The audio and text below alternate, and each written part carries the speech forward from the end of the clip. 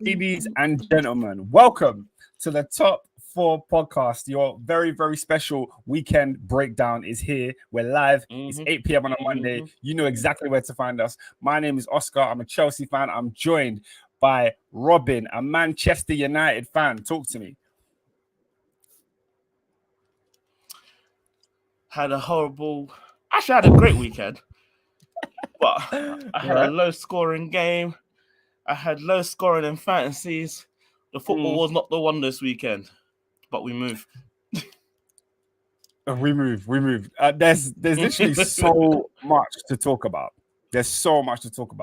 But I'm going to start with where we are right now. We're currently live at Selhurst Park for Crystal Palace Arsenal. Peter is at the game, so obviously he's not going to be in the podcast tonight. But some of the other boys are making their way, so they'll be here shortly. But yeah, Arsenal versus Palace. Robin, what are you thinking so far? Arsenal got their pretty much the same team, and Nketiah up top, Havertz, Odegaard, and Rice in the midfield with Partey playing right back. Do you think it's going to be a difficult game for them or not? Eze, can you do something for me? I need. Listen, Crystal Palace. I don't know what they're on this season, so it's just one of those things. But I don't see it being too much of a challenge for Arsenal at this time. I agree. I think I agree. Still, like Palace, I think they're going to be okay. I think they got a manager like Roy Hodgson. They'll be safe in it. They'll be fine this season. I think Eze really has to hope he has an injury-free season. Because every year in the Premier League, I feel like he's missed about 10 games through injury. But he was their best player last weekend. He's going to be the one who's going to do damage today, playing in the number 10 just behind Odsonne Edouard. So let's hope they can do something. But realistically, if Arsenal are looking to be the title contending team that they should be, you got to be winning these games. I want to get to the comments in a bit, but Robin, I want to ask you first comment coming in from Adrian. He says thoughts on Gabriel not starting. Arsenal obviously going with Saliba and White as the two centre backs. Does that make sense? Yes. Saliba and White. Like I said last season, I said that he was the weakest link. Now, rumors be rumors and saying that him and Mikel are having a bit of a spat. So in training, that's why he didn't start last week. I don't know if it's carrying on. But yeah, in my mind, I thought last year, that Gabriel was the weakness in Arsenal back four. So it just made me think of Arteta may have clocked. Interesting, because Endo says here, Arteta's finally clocked Gabriel's a liability. Now, last season, I was waxing lyrical about how good I thought Saliba was. And I felt like when it came to their defense, Gabriel was the weaker of the two. That wasn't to say that I thought like Gabriel was weak. I think he's a really good defender. But I didn't see what I saw in Saliba. However, on this podcast, we've had Peter and I remember having Jamal in the comments. Mirad, I'd love to hear what your thoughts are on this. That man was saying Gabriel was the best centre-back last season. That man was saying he was better. But obviously, their title challenge derailed once Saliba got injured. And Saliba was the one that was putting in the outstanding performances to the beginning of the season. So it's an interesting one now. They played the game last week. They didn't keep a clean sheet with this White Gabriel situation. And we'll see what it's saying. Sorry, not White Gabriel, White Saliba situation. And we'll see what it's saying today. But it's interesting. Adrian's saying the narrative is harsh. Mirad is saying that Gabriel is under transfer talks with a Saudi club and talks are progressing very well. They came to London allegedly. I'm sorry, like this whole Saudi thing, I'm sure we'll talk about it later when we get into like some transfer rumors and that. But you're playing for Arsenal and they're challenging for the Premier League. Surely your priority should be that right now. Right? But listen, money talks with anyone though, because let's be a buck. How much is Saudi paying these players? They flew Neymar out in a a 747 just for one guy, just to get him out there. Yeah, these people are not here to play. I found out that the top four, the big four of the Saudi league, is all owned by the same owners that own Newcastle. Okay. The Public Investment Fund. Okay. So in reality, it's 4 teams under one owner. Yeah, you see what I mean? It's all a bit. It's all a bit. But yeah, a few more comments on Gabriel. Potential Saudi move in the works. C1 says Gabriel's a bozo, but he's calm more time. Adrian says, remember Saliba stunk for a bit post World Cup. But Arsenal are not going to struggle in that area. I don't think defensively. I think they've got a solid backline, solid cover for Gabriel in Ben White, and they've reinforced the players ahead of him in Declan Rice to protect our backline even more. So it shouldn't be an issue. But we're going to keep you updated on what's going on at Selhurst Park. However, they have lost one Julian Timber. Oh yeah, Timber. Yeah, so they got ACL. That ACL. They got once again in there, but they'll survive. They'll live. But let me get into the comments. Everybody was here early. Shout out to David. He's a big up top 4. He loves his fantasy, so saying only 40 points in FPL. Big man. David, if I tell you what I got in FPL this last goodness me. And the thing is, my team is actually like decent. There's nothing wrong with my team. It's just last week and this week, bro, the points I'm getting are crazy. Let me have a quick look at where I'm at. I just had a look 20 now. Points, guys. Oscar. Guys, I'm on 20 points. This was I'll give you this. This was a low scoring week. Last week, smashed it. This week, and in fairness, I have 3 Arsenal players here today in my team. So, if we get a Saka brace, Odegaard assist. I do have Saka and Saliba. So it will look more respectable, but it's still not, for me, fantasy 70 is the barometer. If you've had below 70, that's a bad week. Even 70 is not good enough to win leagues. Let's be real. You can't be getting 70s and winning leagues. If you figure that this week's average is 33, it is low. Everyone's had a stinker this week. Everyone's on a low one. Yeah, is it because everybody's captain Haaland and Haaland did niche? Is that why? And everyone's had a stinker this week. Like you treat the players that will normally do stuff didn't do anything. Yeah, well, like I said, there's still time for Arsenal to do that. I know Odegaard has got a lot of people have Odegaard, a lot of people have Saka. So there's opportunities for them to score today, and then we'll see where I go on. Adrian said captain's blanked. That's probably it. Going back to the Gabriel conversation, Mirad says, I thought Gabriel was immense last season. He is pivotal to that defense's harmony, as Saliba is, with White at right back. That is a defense that rival Lauren Torre Campbell. Why did he leave out the ominous Ashley Cole in that back four? Honestly, it was your best player in that back four. Adrian said he's slapping a wild card on Thursday. Big up Footy Agendas in the building. Let me go through some more of the comments. Already. Right. I mean, look. Drastic times call for drastic measures. If you see a problem, yeah, you got to rectify it now. And we're going to talk about this, Robin. We're going to talk about this when we come to Manchester United. When we come to Chelsea, we're going to talk about these managers that game week 1, game week 2. Might need to make some drastic changes because if it's not going well right now, you got to figure it out early, bro. You can't let this thing run on. Back to the comments from before. Mirad says, good evening to the greatest football podcast to air on a Monday night when multitasking isn't a man's best game. I will be AFK for most part. #champions elect. Obviously, he's watching the Crystal Palace game, as are we. I'm watching Andre Ayew just take a shot right there. Wasn't good. You can't expect much from Andre Ayew, but sorry, not Andre. It's Jordan. It's Jordan, not Andre. But yeah, we're multitasking. So, comment your if you're watching the game, comment your thoughts during the game. Anything that happens, we'll read it out and we'll be talking about it because we're both watching it. Baraka says, painful Sunday Oscar. That performance from my Blue Lions was rough to watch. Hey, look, the Lionesses, the Blue Lions, whatever lion you support, it was not a good day Sunday. It was not a good day. We'll get into it. And then Endo's asked me, Oscar, how was Popeyes? I didn't have Popeyes. I didn't actually go. I was supposed to go to the West Ham game, but other circumstances took over and I couldn't actually make the game. So my review of that game will be a review from the sofa. You know what I mean? I sat and watched it at home, and then I'll let you know what I go on. Adrian says he's got to be radical. I've got 2 United players in my midfield. That's crazy. To be fair, I've got 1, but that's crazy. All right, Robin. Yo. There's only one place to start. The most successful club in English football. All right? Mm-hmm. The Theatre of Dreams.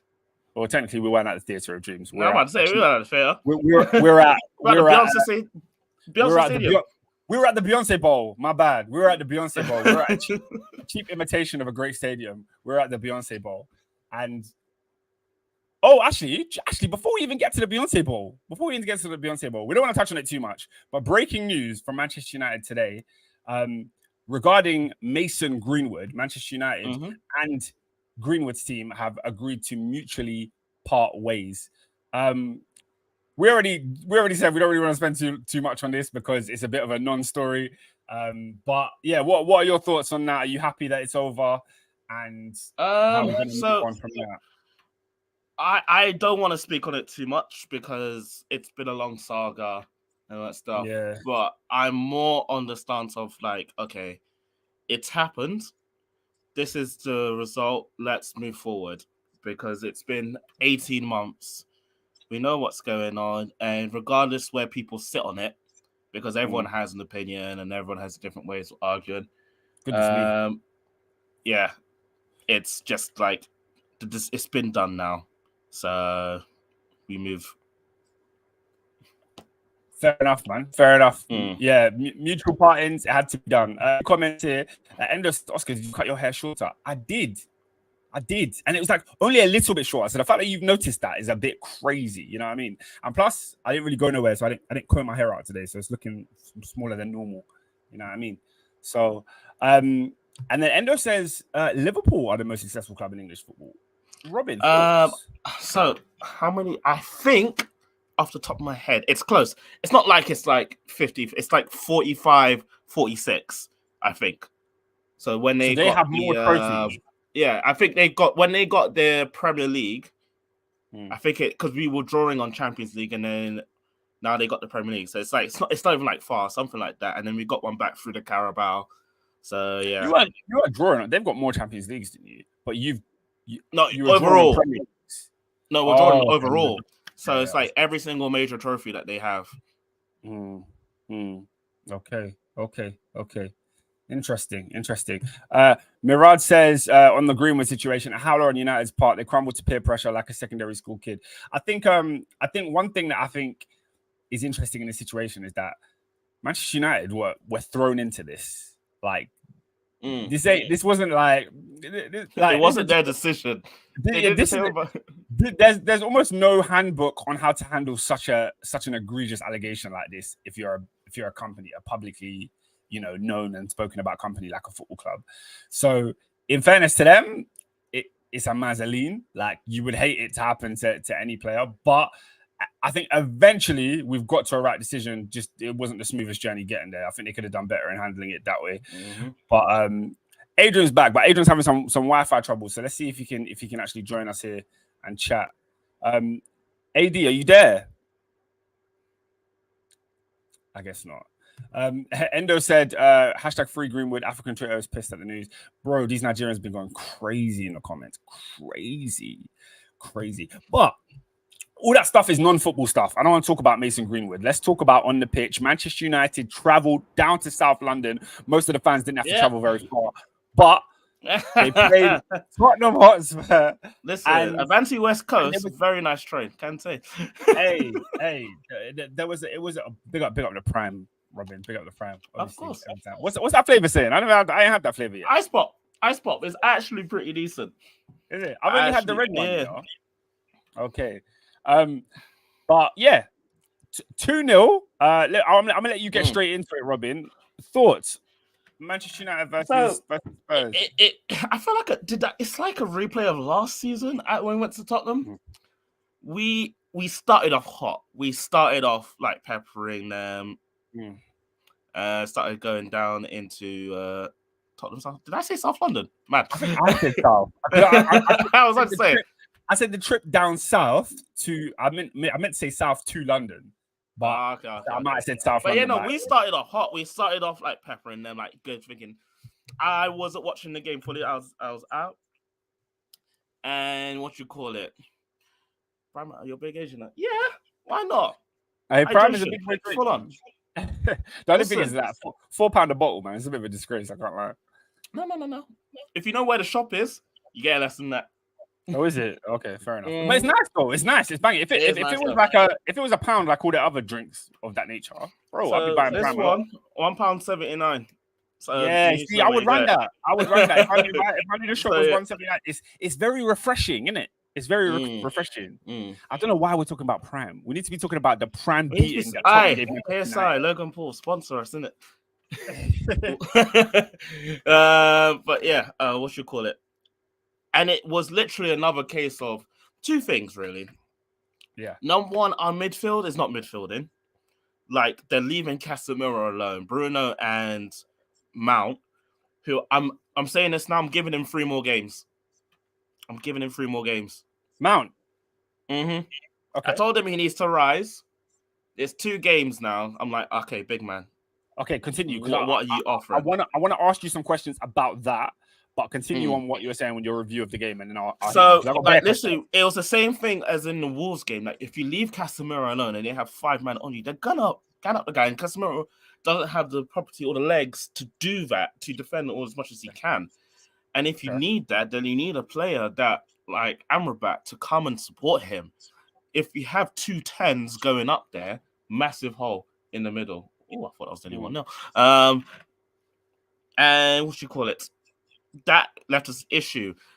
Again, though, you have at the top 2 things. Rashford taking too long to release the ball and score, because I don't know if you saw that ball that Onana gave to him. I said, I thought this is 1-0.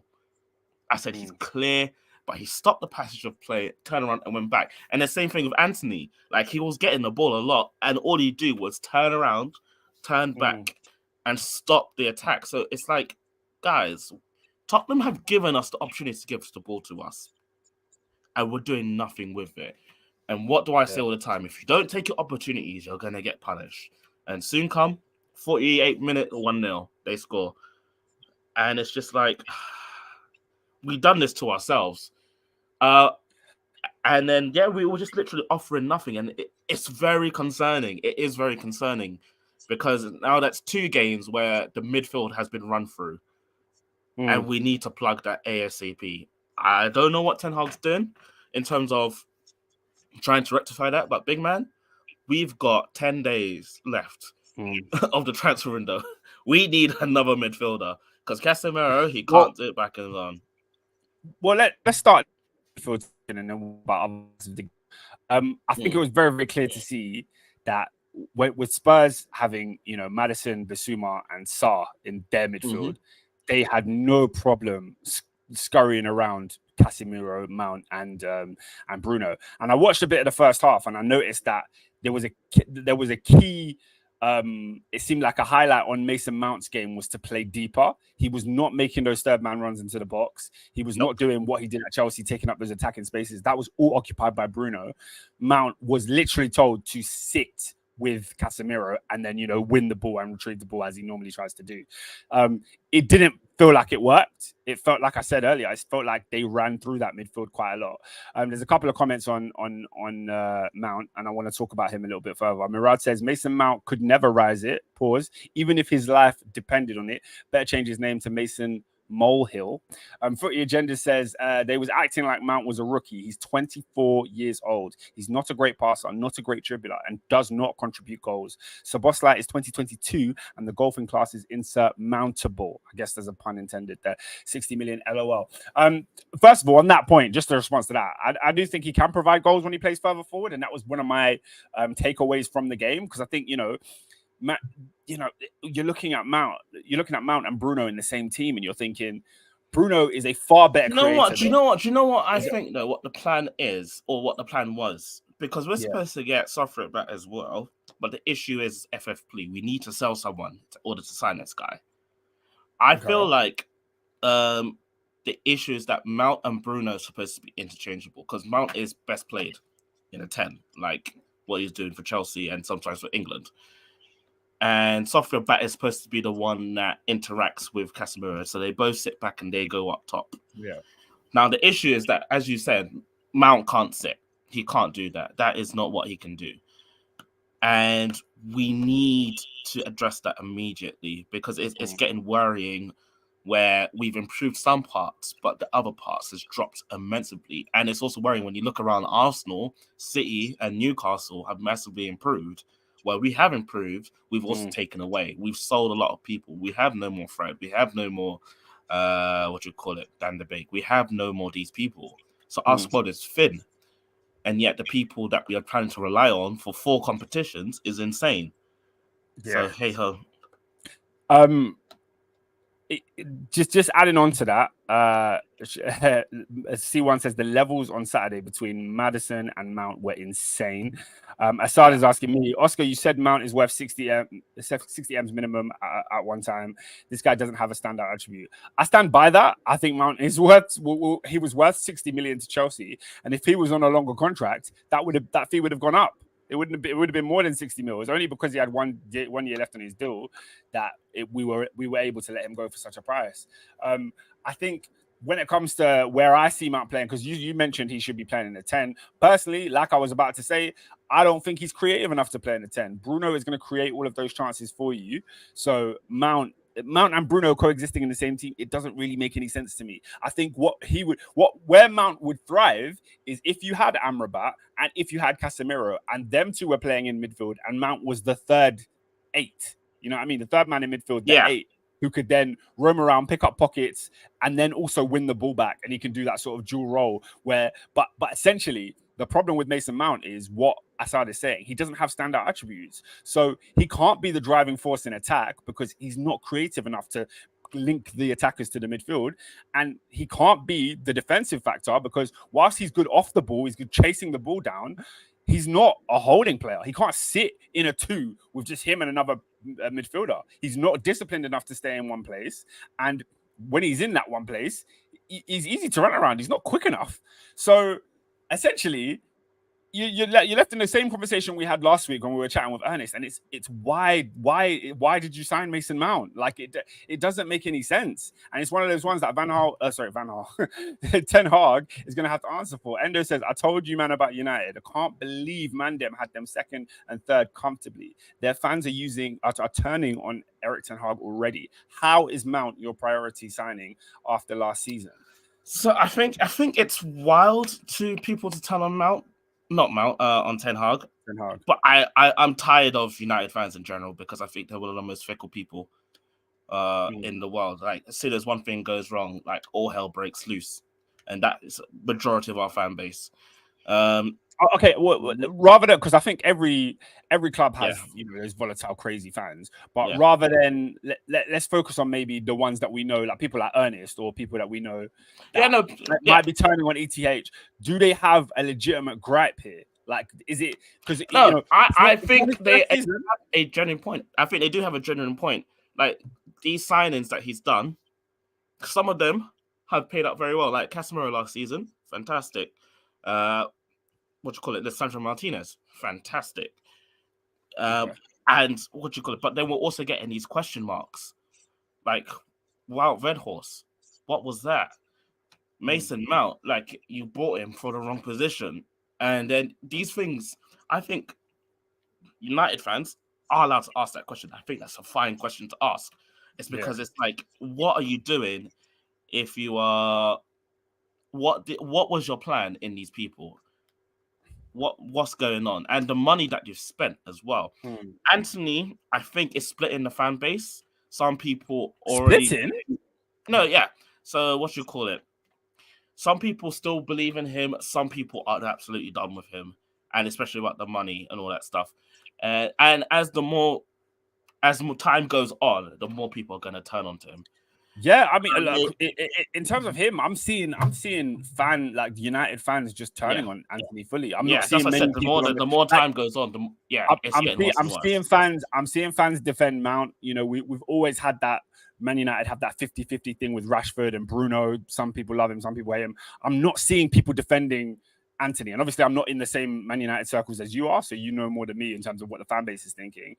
But Adrian just said here, look, nothing to split with Anthony. Like it just feels like a big waste of money, and it's alarming for United when you're talking about the signing you made last year as a big waste of money. The signing you made this year, we're not seeing where it fits. How alarmed are you? Because I am quite work of that game. I am quite alarmed because it's like when you look at the whole game and you watch it objectively, the first 20 minutes we should have scored a goal and we didn't. So that highlights our number 9 issue. Next, is that our wingers, especially the right wing, is playing horribly. I'm not going to discredit. I'm not going to dismount people and say that I'm not seeing Anthony play well. No, he's been playing bad. But there have been games, I saw last season, where I said, okay, this guy can come good. So that's why I'm not on the full. Me personally, I'm not on the full on Anthony out train yet. But I think it's warrant and valid to give a yellow card. It's like, okay, like you need to start. Yeah, give me that. So, get that yeah. yellow. Overall, I do agree that this season Ten Hag has a lot to prove. Because let's face it, buck. You came third last season. You brought a trophy, so we know what you can do. This season, it's a lot more. Okay, we've seen what you could do and see what you can do with some players. Can you carry on? And can you? But I mean, or is it going to be a one-season wonder? For me, like I get it. He trophy, and that is what the game is all about. But in terms of where Manchester United want to be, the trophy is pretty much irrelevant to me. I would be more focused on the fact that he built a team that was very, very resolute at home. That you felt like couldn't be beat easily, and now has to be able to go and show that they can do that. You have to go do it away. Last week, you have to do it away. I mean, we only lost one game at home. This weekend, you look very easy to beat. You look very easy to beat. Yeah, Endo says, look, guys, who's United's next away game? It's Arsenal at the Emirates. So that's going to be a tough one. There's a lot more comments on Anthony now. Adrian says Anthony has got obvious ability, but he's not explosive enough to constantly beat players. He put a year ? Anthony, we asked United fans what's he good at, and they said he provides balance. Crazy. Assad is even going at Garnacho. So Nacho. He said he's just a foreign Dan James. And I heard you meant that he would be poor this week against Wolves, Garnacho. So my question to you now is: your best player last season, output wise, was Marcus Rashford, and he's now been playing the first 2 games of the season in a centre forward role, which he has not really thrived in as much as he has thrived on the left wing. What do you think of this situation? Is Ten Hag doing the wrong thing? Should he be moving him? What's happening there? My question would be to Ten Hag is that we saw in the preseason that Sancho was playing the false 9. Yeah. In the false 9 position during preseason, he was actually doing very well. So I don't get why he's changed back. I don't know what's gone on there. It's very clear we do have a signing in Højlund, but he's not ready. And he might be ready for the Arsenal game. We don't know yet. So there is a striker on the way. But again, it's a striker that we don't know about. No one knows about it. Yeah. So what we need, and I'm hoping we can get right, is that in these last 2 weeks in the transfer window, we get another midfielder. That is our priority, midfielder. And then possibly, if we have time, another striker. We scraped past Wolves. At the end of the day, we deserve to lose to Tottenham, even though we had a blatant penalty shout. Look, we were doing the pod live last Monday, so I didn't fully watch the Wolves game, but I've heard United fans say that you probably didn't deserve to get 3 points in that game either. Yeah. So, in terms of the penalty shout, I don't like this agenda that's going on. So, I feel like when something goes wrong, yes, the refs rightfully should be dropped for the game. That's what they did. But I don't like this tit for tat, if that makes sense.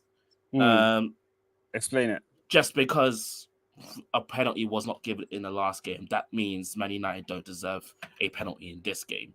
Just to make everything clear. Because then that means you're not applying the rules correctly. And then it just becomes your own pressure game. That handball was a blatant. That's more of a fan thing than a referee thing. I don't think. I genuinely think some of these refs are actually taking personal things, like they're taking it into personal hands. Because some of the decisions that we see, if Oscar, we saw the referee last season, you have to ask sometimes. Why could 60, 70 million people see this, but one person doesn't? I'm saying in this game, when you knew that was a blatant handball and it's not been given, why? That's I just need to know why. And then, do you know what makes it worse? Sorry to interrupt. Do you know what makes it worse? Is that John Moss refused to talk to Bruno after the game about it. Of course. So it's just like that makes him more suspect because the captain, regardless of who you are, you have the entitled to ask why. He refused to talk about it or say why. And it's just like, if you're not going to talk about it, it makes it more suspect of like your decision was wrong and you just don't want to own it. What I will say in terms of the thing is that incompetence does not always mean bias. I think these referees are incompetent.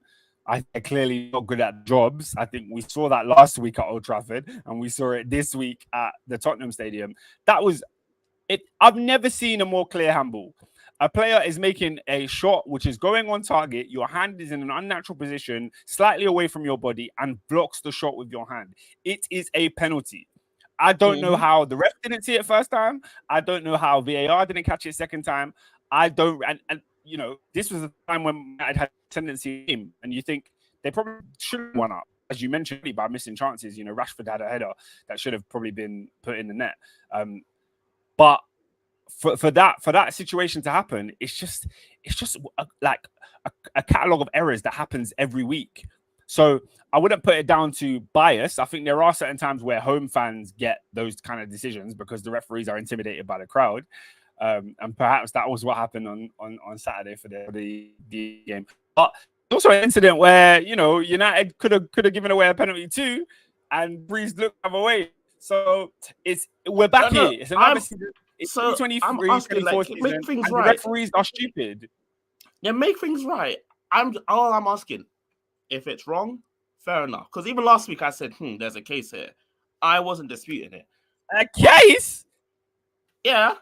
I said there's a case for Penny. Yeah, there was a case. There was a lawsuit. There was somebody should have been sued for this bodily harm. But that was insane. If it was given, I wasn't gonna lose my mind. I said, you know what? Yeah. I can't fault that. But just if there's rules, apply the rules, people. That's all I'm asking. Look, apply the rules. Robin, this is not the only game where we're going to talk about refereeing decisions today. So it's just the Premier League. These guys need to fix up. And the more we keep saying it, the less I feel like it's ever going to happen. We are going to have these issues every single season. But yeah, overall, what I can say, United looked good in the first 30 minutes, and then we just turned crap, and it's worrying. It is very worrying what's going on. I'll talk about the first goal. Did you, Sarr scores from a cross. Shout out to him. He seemed to love the goal. His celebration was proper passion. Like, he was so happy to score. Did you have any like Man United players who you felt were at fault at this point, or was it just poor system play in general? It's just poor system. I would say, Joe. I can't remember the last time over a long period of time we were good with set pieces or dealing. Was it a set piece? I thought the first goal was a cross. No, the first goal was a proper goal. So the first one was from out of play. But yeah, you were saying how he scored from the corner. I was like, I don't remember us being good from a set piece. Oh no, I was talking about the first goal, the Sarr one. Okay. Yeah. I mean, but it's interesting. It's interesting. Listen, I feel like Zuma turned Casemiro inside out with that nutleg. I was like, oh. Look, I want to talk about Spurs because I feel like at the beginning of the season, all of us, even though none of us are Spurs fans, we were all quite quietly optimistic for what Ange could bring to that team. You know, it's a new era for Tottenham without Kane. And obviously they've got a new manager in, which removes some of the negativity that they've had over the past couple of years with managers like Mourinho and Conte. There's an era of let's see what this guy is about. So Ange has come in and he's set them in a way that is very, very attacking. They want to play with the centre backs out from the back and beat the press and then get around and have Son and Richarlison running at the centre backs. It looks good. It looks promising. And unearthing players like Basuma, adding in players like Udogie, Pedro Porro coming into the side, Sarr, who made an impact on the weekend. It looks very promising for Tottenham. It looks very, very promising. I think even in their game, their first game of the season, which I believe they drew. They drew 2-2. They were losing 2-1, and then I think it was a penalty at the end. Yeah. they drew. We saw some impressive moments that you're like, okay, even though it's a draw, there are some positives to take here. And let's be real, Brentford is not an easy place to go at any time in the league. So opening day, I'm not surprised they struggled. But Sorry, yeah, I man. could see that attack. Okay, I thought that was a potential pen there to Crystal Palace. But yeah. To Palace. Interesting. What minute are you at? So I'm on minute 34. If I'm honest, it's been all Palace from what I'm seeing. Nah, bro. Nketiah hit the post. Nketiah hit the post. I've seen Palace run down. Every time I look up, I'm seeing Palace run down. Okay, no, I'm behind you because I've just seen the tackle that you thought was a penalty. I'm behind you. So I'm behind you by a bit. But yeah, man, it looks like a cagey game. It's not gonna be easy for Arsenal, it seems. But they have had opportunities. I did see Nketiah hit the post. They've been getting in some good areas, but you know, nothing really to write home about so far in this game. 34 minutes on the clock. Adrian says Spurs signed some decent youngers in Sarr and Adogi and just kept them out of Conte's clutches. And then you've added Basuma into that. Yeah, like I was saying, Maddison there. You want to see, in order for Spurs to really succeed this season, we need Son and Kulusevski to be who they are. You know what I mean? Because this whole wishy-washy, I'm here for 10 games of the season, then I'm gone.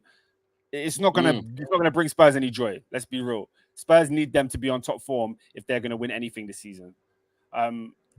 Another chance for Arsenal. Nketiah just lifting the ball over the bar. Endo says, I can't lie. We need to discuss big team bias when it comes to refereeing decision. Pisses me off. It doesn't piss me off because I support a big team. So hold that, innit? Hold that. Endo says, Oscar, your Sky Sports subscription cut off. You're normally ahead of everyone. Sky is done. There ain't no more Sky, ain't no more BT Sport. It's done. It's done. Ain't no BT Sport anywhere. It's TNT, my guy. Oh yeah, ain't no TNT. I wouldn't know because that channel don't exist on my Sky anymore. My Sky is the basic package now. Yeah, it was just too expensive. I mean, we could talk about it if you really want to talk about it. I hear that. This do you know what I know the most about it? Pretty much, yeah. When you pay for anything, your Sky, your Amazon, your Netflix, sorry, whatever you pay for, you're buying it for a specific reason. I think when it comes to Sky Sports, I just want football. I don't want cricket. I don't want rugby. I don't watch Formula One. You know what I mean? Like, I can enjoy a Formula One, but it's not my thing. So when I'm paying a package, bro, like, look at Endo's £75 for 4 games a week, big man. It's not the maths was not mathing, Endo. The maths was not mathing. So yeah. The sky is gone. The sky is gone. But yeah, no, I'm still managing to keep up with all the games. I watched as many games this weekend as I would have when I had Sky. Do you know what I mean? But I'm outside. It's summertime, so you know what I'm saying. Adrian said Endo is too observant. Big up Endo, man. Adrian also said, didn't they do football-only packages or am I confident? I don't know. Somebody I feel like they did. I feel like they did, but it was still stupid high, like £45. Something like that. Yeah, because look, why is there Sky Golf? This is what you're charging me £75 Sky Golf, a channel I'm not watching. Sky Golf. Come on, man. Come on. One thing I will miss is on TNT, they used to have, the Serie A. You know, they used to show that on Sunday nights and even some Mondays. That was always good. But yeah, man. Yeah, things are changing. But Adrian said trim and Sky subscription. Look, things are changing. Anything more on that game, the Man United Spurs game? I think Spurs can be happy with that. I think United have worked last season. We'll do better than last season. United. Well, yeah. Yeah, you was on your own Brentford thing last season. I saw a funny tweet. I saw a funny tweet today. Yeah, and somebody tweeted like, "Oh, what was the problem with United's performance?" And then somebody quote tweeted it saying, "Well, Cristiano Ronaldo didn't press." So that's which I thought was hilarious. Shout out to David. Robin, I know you're a fan of the Bundesliga. I don't know if you've been watching, but Kane scored his first goal on the weekend. Listen, I'm a Harry Kane fan now. He left Spurs, so I'm all in. I think we're all just happy to see Harry Kane bag a goal. You know what I mean? That was a good goal as well. Big up Hazard, yeah. And he celebrated it properly. Like, it felt like a big deal. It felt like a big deal, and that I was wasn't. like, They were away, right? It's just so funny. Yeah, they were away. They're in Werder Bremen, which is North Germany, and you just have to think, what is Harry Kane doing in North Germany on a Saturday afternoon doing in Arlington, Texas? Like that's what it looks like. Like what is a polar bear? But yeah, no, it'd be good to see him get his home debut and see what that looks like with the whole Allianz team looking good over there. Ender says, to be fair, United at Old Trafford, they cash money, they pound Forest every week. Yeah, we'll get onto fixtures later, but I don't think it's the end of the world for United, but I do think there's a problem there. Adrian said, let's pause there. This man handed out the greatest goal scorer in his generation for Weghorst and Højlund. Look. Adrian, he's 38. Stop, that's right there. We had this conversation right now last season. How old is Weghorst? No, I'm talking about Cristiano Ronaldo, because we asked Adrian last season, if he's the best, would you sign him? And he said, not if I am alive. I said, okay, we'll stop there. Yeah, but Adrian wouldn't sign him. That's not the same. So would you sign someone and would you release a player that you have on your books? Are two different things. Listen, you know what I'm saying? He needed to go. He's out. He's not been here for a year. We move. I hate when people putting up things. We don't need to reopen that conversation. That's a good point. Yeah. Adrian also says Germany's a disgrace. We do need to move on. David says is Maddison injured. I think he left the stadium on crutches, isn't it? I don't know what the report is, but he left the stadium on crutches. One last thing on United. Robin, why is Martial not playing? Martial did more in 15 minutes than all your attackers have done in 2 games. Very simple, because if Martial plays more than 20 minutes, he has another ACL. Any questions? I think you said it all, my friend. Okay, let's move on, because on Sunday there was another game that took place. It was another game in London, this time in East London. West Ham United invited Chelsea to come and enjoy the London Stadium, and we did not enjoy it. We did not enjoy it. Before we enjoy, oh God, let's go. Are we live at Selhurst? We're live at Selhurst. Don't know if you've seen it yet. I haven't. Martin Odegaard takes a lovely shot from out of range. Just takes a nice big keeper save right there. Seems like it's for Arsenal now that's come through. Oh, what a shot! What a shot! I thought you were going to say it's a goal. I thought it was a goal. No.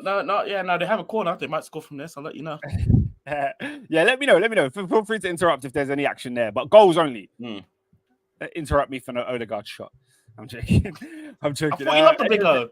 I do. The O with the X, the line in the O. Yeah, man. He's a really good Arsenal player, man. I like him. Endo says Chelsea. Look. Yeah, let's talk about NFC, shall we? Let's talk about that. Chelsea played West Ham, and in all honesty, I think we had a really, really good first half. Like, I genuinely don't think the scoreline reflected the game as such. It wasn't a 3-1 battering. It was a game where Chelsea were trying to figure themselves out. Early on, that man, we just knew it. We just knew James Ward-Prowse was going to demolish us. And he gets a corner early on, whips it straight on. What's it? How do you pronounce that guy's name, bro? Agurd? I think so. Bro, I don't want to get his name wrong, innit? But my man put it on his head. It got saved. The second time, no mistakes. Puts the ball on his head again. Goal. Now, I just want to pause right here. I saw on your game, Robin, I saw Mason Mount taking corners for you, man. Personally, I thank Jesus that I'm out of that bondage, because Mason Mount doesn't know how to beat a first man from a corner. I'm just letting you know that now, so you don't get hopeful, because I was hopeful for 3 years. Yeah. I've not seen someone from my team whip a corner as well as James Ward-Prowse did this game. Every corner was high. Keeper couldn't reach it on the head of his own teammate. Listen, I said, this guy is a dead James Ward-Prowse on a set piece. Unbelievable. There's nothing else he's good at except set pieces. Robin, cash money. James Ward-Prowse is cash money. Like, I couldn't believe it. I couldn't believe that whip. It was insane. And he's wearing the number 7 as well. You know, he normally plays golf with a 7 iron. That's why his celebration. You know, I mean, he's a good signing for West Ham. I feel like he's going to be there for a long, long time. You know, I don't particularly rate him in play. Like, I don't think he's that special kind of player. And even his passing range, like, for someone who's set piece. delivery is so good. You'd think his passing range in game would match it. But I just don't see it. Like, I just don't think it's that good. But big up him. He put them ahead. In that goal, first of all, there was a mistake from Ben Chilwell. He has the ball. He's playing with it. He gives a hospital pass to Levi Colwill. And before you know it, Colwill has to concede a corner. And we're 1-0 down in 6 minutes. Now, after that 6 minutes had hit, ooh, okay. Robin, I was going to take us somewhere. But a comment has just asked me to stop and pause for a second. Oscar, I have an inquest on Levi Colwill. I think this youth is massively overrated. People try to gaslight me into thinking he was the new JT, but he's not even better than Badiashile. Now, look, let's just pump the brakes for a second there. Yeah? Let's just hold our horses, yeah? Levi Colwill has played 2 professional games for Chelsea Football Club. You're talking about the new JT. I know he's got the number 26 on his back, but let him grow into the shirt. Let him feel it out. Let him have a couple. I mean, let him land. Let him land. What I do agree with you on is that I think Levi Colwill is excellent on the ball. He's fantastic going forward. He helps our build-up play so well. Incisive passes into the midfield. He cuts players out of the game with his passes. He's really, really good. Defensively, there is work to be done. Yeah. Levi Colwill is not the finished centre-back for me. And I agree with you in the sense that Badiashile is better than him. I think Badiashile might be our best centre-back right now, if we're talking defensively. Personally, I still want to have Colwill in the team for what he offers going forward in terms of passing and how he offers different lanes. He ended up playing left-back towards the end of the game. I think Levi, there's ways to grow. Levi's first game was against Mo Salah and Liverpool last week. You know what I mean? So this week, he's getting bullied by Antonio. You know what I'm saying? So whilst Antonio is not an elite player, but, you know, the guy's strong. I don't know why. Something happened. Well, I'll wait for the player to go out and play, but you'll see. Now, carry on. Oh, you give me the ooh. Was it counter-attack for Palace? It is counter-attack for Palace. He has a shot. Ooh, he went down. Yeah, that's what I'm saying. It was an ooh moment. Eze went down in the Arsenal box, but no penalty given. They're playing on. It's looking like we're cruising to halftime in that. Going back to the other game, Adrian said, I always feel like West Ham start hot. Back to the Levi conversation. Levi only had one bad game and man are overreacting to C1. C1 also says, Benoit Badiashile is our best centre-back, but Levi has the highest ceiling in his opinion. I don't really want to talk about ceiling because I don't really know how good Levi can get. But I think that there's very good signs of how he affects the team right now. This is not one of those young players where you're like, trust him, give him time. In 3 years, he'll be great. No, I think Levi is benefiting the team right now, and he should be playing in that team for Chelsea. I do think there's work to be done. Like I said, there's work to be done. He's not flawless. He's not perfect. He's had one Premier League season, which was at Brighton. And now he's in the second Premier League season in a makeshift defense where the midfield is not set. He's got Conor Gallagher and Enzo Fernandes screening the back four. I mean, come on, let's be serious here. It's not anything to cry home about. Do you know what I mean?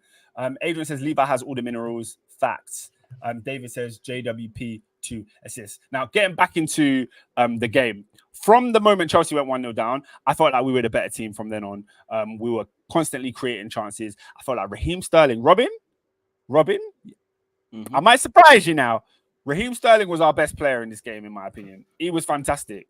I think in the first half, he was electric. He was beating players. Like, I haven't seen Raheem Sterling just say, "Yo, I'm going to take man on and beat him" in a long time. Pause. But he did a couple of times. Like he there was one moment where he has the ball outside the box. He runs through 2 West Ham players and then runs through another 2. He literally beats 4 players and cuts the ball back across the goal. And Jackson misses the ball, and Chukwuemeka misses the ball, and Chilwell has a shot blocked. And I'm thinking, how is Sterling doing all this on his ones? Adrian says, I ain't seen this Sterling in 4 years. So it's not just me. It's not just me that noticed. Sterling, I think Sterling was very good against Liverpool, but I think he was even better against West Ham. He was our best attacker. Sorry, our best player. And then Carney Chukwuemeka was obviously really, really good as well, picking up the ball in them pockets and allowing players to move in. I thought Enzo was playing well. You know, I know we're going to get on to Enzo in a second, but I thought Enzo was playing well. He was making a lot of through balls. And then it came to Carney's goal. Carney took his goal incredibly well. I was really, really happy for him because whilst I don't know. Like, you know what I was talking about when it came to Levi? How I was saying Colwill is offering us something right now. Is not something we're looking forward to in the future. I kind of felt the opposite with Carney. When I watched Carney play against Liverpool, I was like, yeah, this guy's good. But in terms of us winning games, I didn't know if Carney Chukwuemeka is ready to play in that position for Chelsea and we're going to make a top 4 challenge. I felt like he's maybe just a couple of years too soon for him. But in this West Ham game, he was proving me wrong. He was creating chances. He was getting on the ball. He got that final shot off, which he fails to do so much. And he buried it home. And he looked like he was growing into the game. And it was only going to give him more confidence until, you know, until it all came crashing down. Until the curse that strikes every good Chelsea player, he gets injured. Wesley Fofana, injured. Reece James, injured. Christopher I don't want to mention Reece James yet, because obviously Carney, that's a big one. Is there even a point? Is there even a point? There's no point. Look, I'm gonna say one thing. I'm gonna say one thing on Reece James. Yeah, Reece James to me on his day when fit, best right back in the world. I don't think there's better. But if Reece James cannot give me 30 league games, if he cannot give me 30 league games as your captain, as my captain on 250k a week, big man, we might have to hear from Florentino Perez. We might have to. What? We're saying uncomfortable combos. We might have to listen to what Florentino has to say because I love Reece. He's arguably my favorite player in this squad. But we need you fit and available. We don't need another player on the injury table. I'm sorry. Yeah, man. Assad says Cobham and light skin tax has man overrating his players. I think that's complete nonsense. I don't think there's any overrating. Is great. I don't think there's any overrating of Reece James. I can sit here and go for 20 minutes talking about how good Reece James is. So I don't really need to do that because he didn't play. Like I say with the injuries Martial, if your best ability, if availability is your best ability, what's going on? Availability is definitely hindering his ability, but that's it's frustrating. It's frustrating. But yeah, getting back to the game, Carney puts us 1-1, and Chelsea look like we're going to go on and score more. We end up winning a penalty through Raheem Sterling again, making great runs, dribbling into the box, and the penalty goes to Enzo Fernandes. Now, Robin, do you remember Enzo Fernandes taking a penalty in the World Cup for Argentina? Nope. I do. He took a penalty in the group stage game. Sorry, not group stage. In the knockout game, I think they went to penalties with Netherlands, right? Am I right? Yeah. Yes, they did. They went to penalties with Netherlands. Argentina missed one penalty in that shootout. Do you know who missed it? Enzo Fernandes. Enzo Fernandes. And Argentina got to the final of that World Cup. They went to extra time against France, and Enzo Fernandes was still on the pitch as the final whistle went. So when the game goes to penalties, and there are 5 penalty takers selected for Argentina, Enzo Fernandes is not one of them. What does that say to you, Robin? It means Lionel Messi is not playing about. That's what it tells me. So, in a shootout, you missed the penalty. The biggest game in your career. You're never going to have a bigger game than the World Cup final. There's 5 takers, and you ain't one of the 5. So explain to me how Chelsea have their first and only penalty this season, and you're the first man taking it. Does that make sense to anyone here? But who would you give it to? Big man. My thing is this, yeah? Unless, I saw a tweet today that summed it up perfectly. Unless your name is Frank Lampard, your striker should be taking the penalty. I want my number. How you are called, how you can say, I'm going to play up top for Chelsea Football Club, and you don't have the balls to take a penalty. No. You shouldn't be playing up top if you can't score from the 12-yard, whatever it's called. What's the penalty spot? 12-yard spot? 12 yards. The 12-yard spot, whatever. I don't know. If you can't score a penalty, then you should not be playing up front. Yeah? You should not be playing up front. C1 is saying this is bare reactionary talk. It's not reactionary from me because I was saying the exact same thing when Jorginho was our penalty taker, and I was screaming that Lukaku should have been taking penalties. I've always thought this. Where is your number 9? My number 9 is the one that gets judged on goals. If Enzo Fernandes scores 0 goals this season, he could win Player of the Year with 0 goals because he's not judged on goals. My number 9 is judged on goals. And you see one in particular are the same guy that's been telling me, oh, Nick Jackson has to start every single game. I hear there are exceptions. There are exceptions. Depends on who. The because I will tell you now. I had to tell you now, for example, for us, if Bruno's not taking that pen, I don't trust the rest of y'all. I'm just being naive about. But again, but Bruno has proven to be world class at penalties. Yeah, he's proven to be an elite penalty taker. I'm sorry, I've seen Enzo Fernandes take 2 penalties and I've seen him miss 2. So how he's taking penalties off Nick Jackson? Explain that one to me. Even Sterling's a penalty taker. You know what I mean? How's no one else in the squad stepping up and saying, "Let me"? Come on, man. Come on. That's why there are exceptions. There are exceptions, but your number 9 should be your primary source. Adrian said, look, bro, Tammy could have got 20 in his debut. Bro, Tammy Abraham got 15 goals for Chelsea, no penalties. If you gave him 3 or 4 of those penalties extra, he's still a Chelsea player right now. That's my opinion. Talk to me about Nick Jackson, though. Because from my point of view, and this is why I'm not in the Chelsea sphere, but I'm seeing a couple Chelsea fans, they're not rating this guy, or they're calling him sus already. I think it's a mixed bag. I think it's 50-50. So how this situation went, when Chelsea signed Nick Jackson, most of us didn't know who he was. Yeah. As in, I'll say I didn't, and I think a lot of Chelsea fans didn't. Some people that were following La Liga knew, but not a lot, right? Me, I'm wearing the La Liga badge today. Me, I don't even follow La Liga, but who cares? So Oscar's a traitor because he's wearing it because Spain won the World Cup. I hear it. You think that's why I'm wearing it? No, but when it comes to Nick Jackson, he came in pre-season and he played really, really well. He could drop deep, he could do link-up play, he could pass the ball, he could find the wingers, and Chelsea fans, they love it. You see people like C1? People that see one in the comments, they love a fluid striker.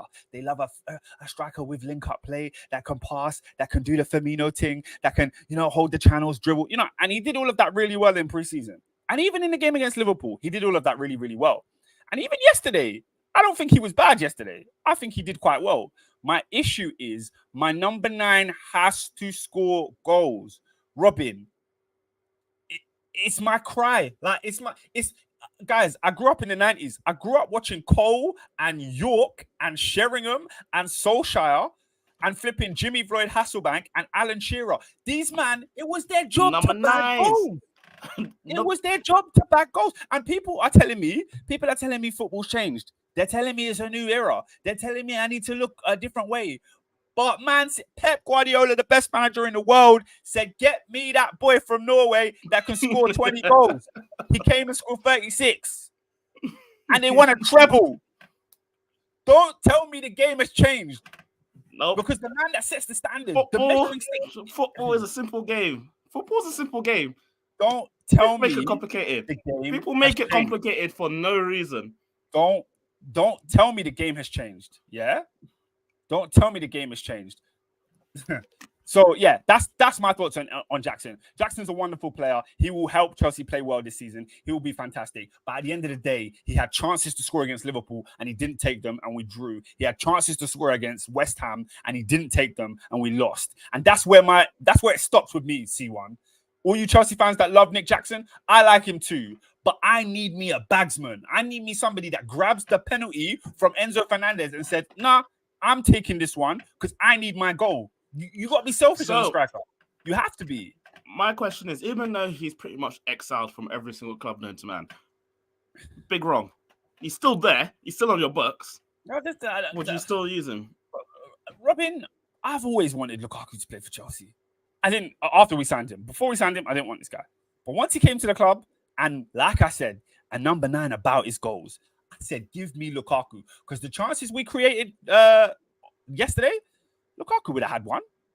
Lukaku would have put one away. He would have missed a few. I'm not sitting here saying he's a perfect striker. We know Lukaku, he can look like a donkey at times. He would have missed a few, but he would have bagged one of them. Lukaku can score goals in a team that creates chances.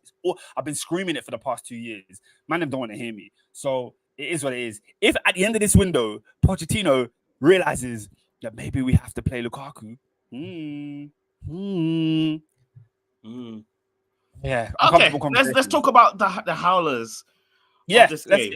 we were kind of on the first howler. The first Yeah. howler is flipping Enzo missing the penalty. Then we get into the second half. Obviously, the injury to Carney.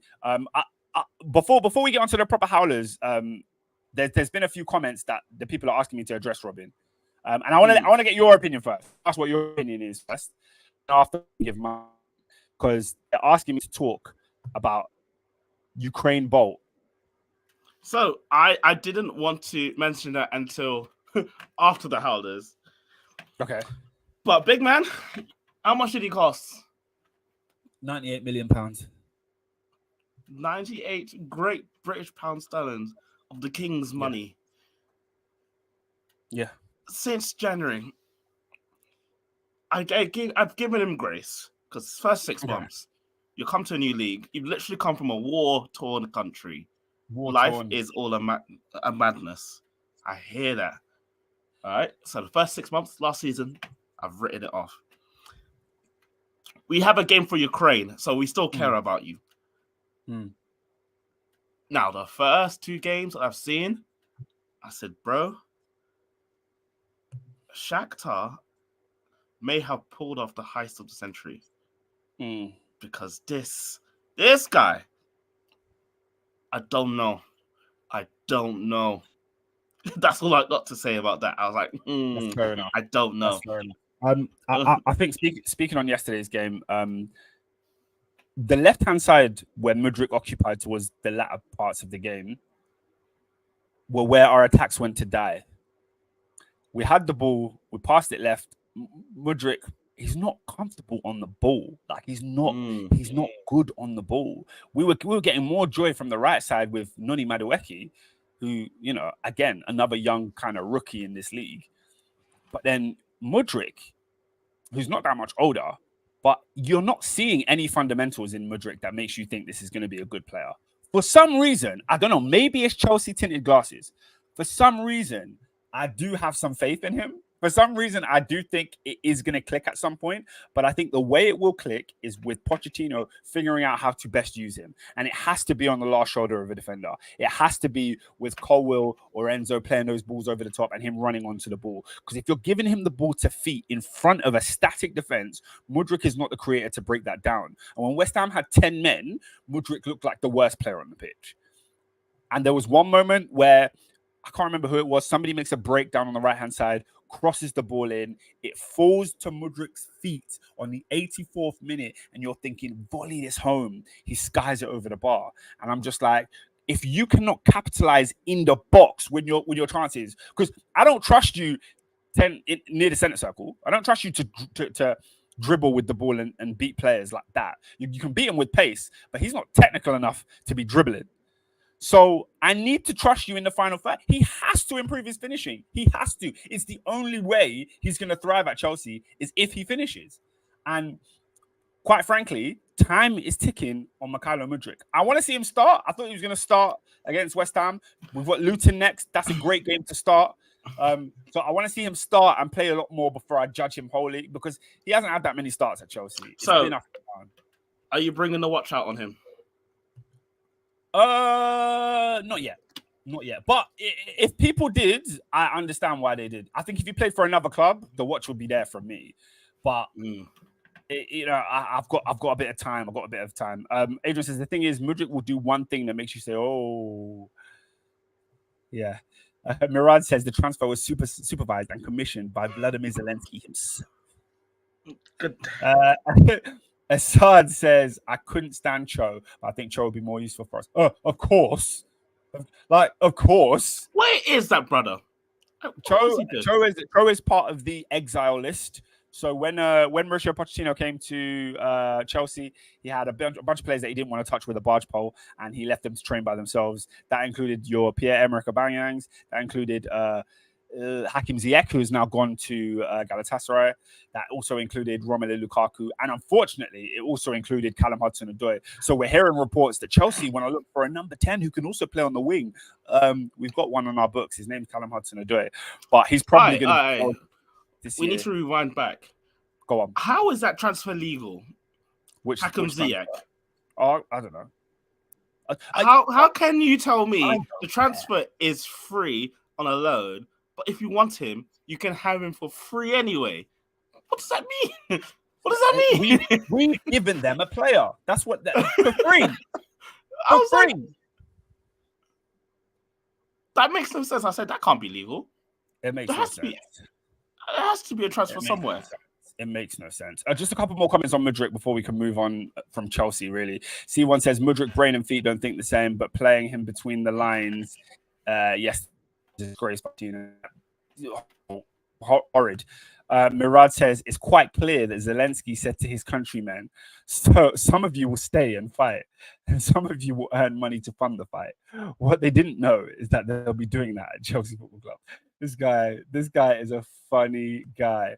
Bro, Robin, they're asking me to put the watch. Asking me, is this a no watch? Me personally, I'd be shopping. Mudryk needs to watch Matoma tape. Mudryk has raw minerals. It can be cooked. I'm not. Let's call the deal what it is. A heist. Whoa. I actually think there's a good player in there. I actually think C1 says, look, touchline winger playing in with Chilwell ain't gonna help. I mean, yeah. Let's talk about Chilwell. Jeez. They're asking for the Rolex on Mudryk. I'm not there yet, guys. I want to see him start. Guys, he's not started a game this season. He wasn't even starting towards the back end of last season. Let him start a couple games before I throw the watch out there. He's coming on when we're losing to Palace. It's not his fault. It's not his fault. So not Palace. Anyways, West Ham. Back to we're going off. We talk about Mr. 115 because for a debut. All we want is Caicedo. Yeah, man. When Chelsea were struggling, Mauricio Pochettino brings on Moises Caicedo, and I think it was poor from Poch because at the end of the day, Chelsea were, like I said, we were the better team. Like I said, we were struggling at this point, it was 1-1. We're struggling to get into the game and get a goal. And he brings on Caicedo, whose attributes are not going to serve you in that area. We were lacking creativity. We were lacking penetration into the final third. And I don't think Caicedo coming on was going to make that better. So he came on and it was at the sacrifice of our system. So we then changed from a back three to a back four. And it seemed that we fared worse. We were much better in the first half in a back three. So Caicedo coming on, he was so off the mark, Robin. He was so off the pace. Every touch was, taking a while. Every press was a little bit slow. He hasn't played football for a long time. Brighton didn't take him on their preseason tour. He didn't play in preseason for them. So he's rusty as anything and probably shouldn't have come on. I think, we've got Luton at home next. That's probably the game where you unveil the new signings and let them play. I mean, this is the hindsight talk from me because I wanted him to start. When I saw the team sheet and he wasn't starting, I was like, well, why are we playing Conor Gallagher in midfield? I didn't like that. But, when he came on, I think we could see. I agree with you. If you're paying that amount of money, you're on the names first on the page. You have to start. That's what I thought. But when you watched him play, he was very rusty. He was very, very slow. Assad says Caicedo played like he was jet lagged. Even before conceding the penalty, I knew rivals were going to feed. Yeah, like the penalty is the highlight. It's the standout. But if you watch the game, you could have made a compilation of just poor moments from Caicedo. It wasn't good. It was not good outside the penalty. Bro, he gave an assist. What's happening there? There you go. You know what I mean? Adrian said, come to think of it, I can't remember the last time I saw a football kit and not sitting in a car boot. Huh? I just deeped it. The picture of him in the boot is all we've seen of him in the last 3 months. But yeah, Caicedo is going to get cooked. Oh no. That's a penalty. Penalty to the Arsenal. Penalty to the Arsenal. What's happened? Talk us through it. They did a free kick and all that stuff, so they just passed it through. Nketiah's going for it. The keeper dived for it. Absolutely missed it. Took Nketiah out. Penalty. Who is that goalkeeper? The Crystal Palace goalkeeper. Number 1. I actually don't know who the number 1 is. Man said the Palace goalkeeper number 1. Yeah, thanks for that, Robin. Who is the goalkeeper? I don't know who he is. I actually do not know who he is. I don't follow Crystal Palace like that. The comments are letting us know penalty for Arsenal. Assad said, Oscar, are you happy? Your second team got a pen. Look, my second team that played on Saturday and they failed to beat Manchester City. That's who my second team is. Don't give me this Arsenal nonsense. Sam Johnston. He's the one that's giving away a pen. Yeah. Oh, we've gone to VAR. What have we gone to VAR for? Oh, there's another foul in the build-up, it seems. No. They're checking actual pen. Yeah, what are they checking? What are they checking? Is it blatant penalty? They're checking if the contact is big enough for a foul. Basically, it looks like I have it on mute. I have it on mute, so stand by. Murad said they're going to take the penalty away, I think, and then he said, "Nope, never mind." Stand by. I don't really know because they were checking the attacking foul, weren't they? Because there was Partey that took some. It looks like they've gone to take the pen. It looks like they're taking the pen. So who's taking it? Is it Bukayo Saka? We don't know yet, but Bukayo Saka does have the ball in his hand. He's thrown it. Oh. He's thrown it to number 10. Huh? What? Yeah. The big O. Took the penalty last week. Who took the penalty? I told you, Odegaard's taking the penalty. You said number 10. Number 10 is Emil Smith, right? No, I said the person who's playing in the number 10 role. Oh, okay. And it's 1-0. It's a goal. Murad and Assad have given us the information. Odegaard has put Arsenal 1-0 in front. Assad says fantasy points. That's fantasy points for me too. So I'm happy with that. I needed Saka to take it because he's my penalty taker, but hey ho. Yeah, I'm surprised. Didn't Saka take a penalty last week? Or did I make that up? Scored last week. Yeah, he scored last week. He didn't take a penalty. Okay. Yeah. I made that up. But anyway, Arsenal ahead. They're saying Saka missed his last penalty. It was the West Ham one, wasn't it? Yeah. But Odegaard took it. Crucial miss is what they're saying. Arsenal 1-0 in front. Big goal for them. But yeah, let's just finish up on Chelsea and then we can move on somewhere else. Yes, Caicedo, absolute stinker. There was a couple of comments on Caicedo. A footy agenda says 150 for a shaker. Kai was thanking the Lord for securing the generational Welsh post game. I thought that was harsh, man. The guy prayed after the game. Yeah, everyone was cooking. Yeah, man. Prayer. The man said he's asking for forgiveness on the pitch. Let my man pray. Assad is telling me I'm fighting relegation in the. Do you know what's the funniest prayer of all time? Okay, I'll never forget it. David Luiz after the 7-0 in the semi-final of the World Cup. He went down to his knees and started praying. I said, boy, that is not the place you want to start praying. After a 7-0, you need to go into tongues straight away. You can't even start with words. You need to just start with tongues. You need to be in tongues straight away because goodness me. There was a funny one for me was remember when Torres came to Chelsea and he just couldn't score at all. He just had a goal drought. There was a moment at Stamford Bridge where before the game, David Luiz was laying hands on Torres. Lays hands on him, yeah. Can you imagine laying hands on my striker on the pitch? Goodness me. We've seen some things, yeah. Nave says, man praying, I can never mock it. Exactly. Like, let him pray. Cook his performance all you want, but, big up.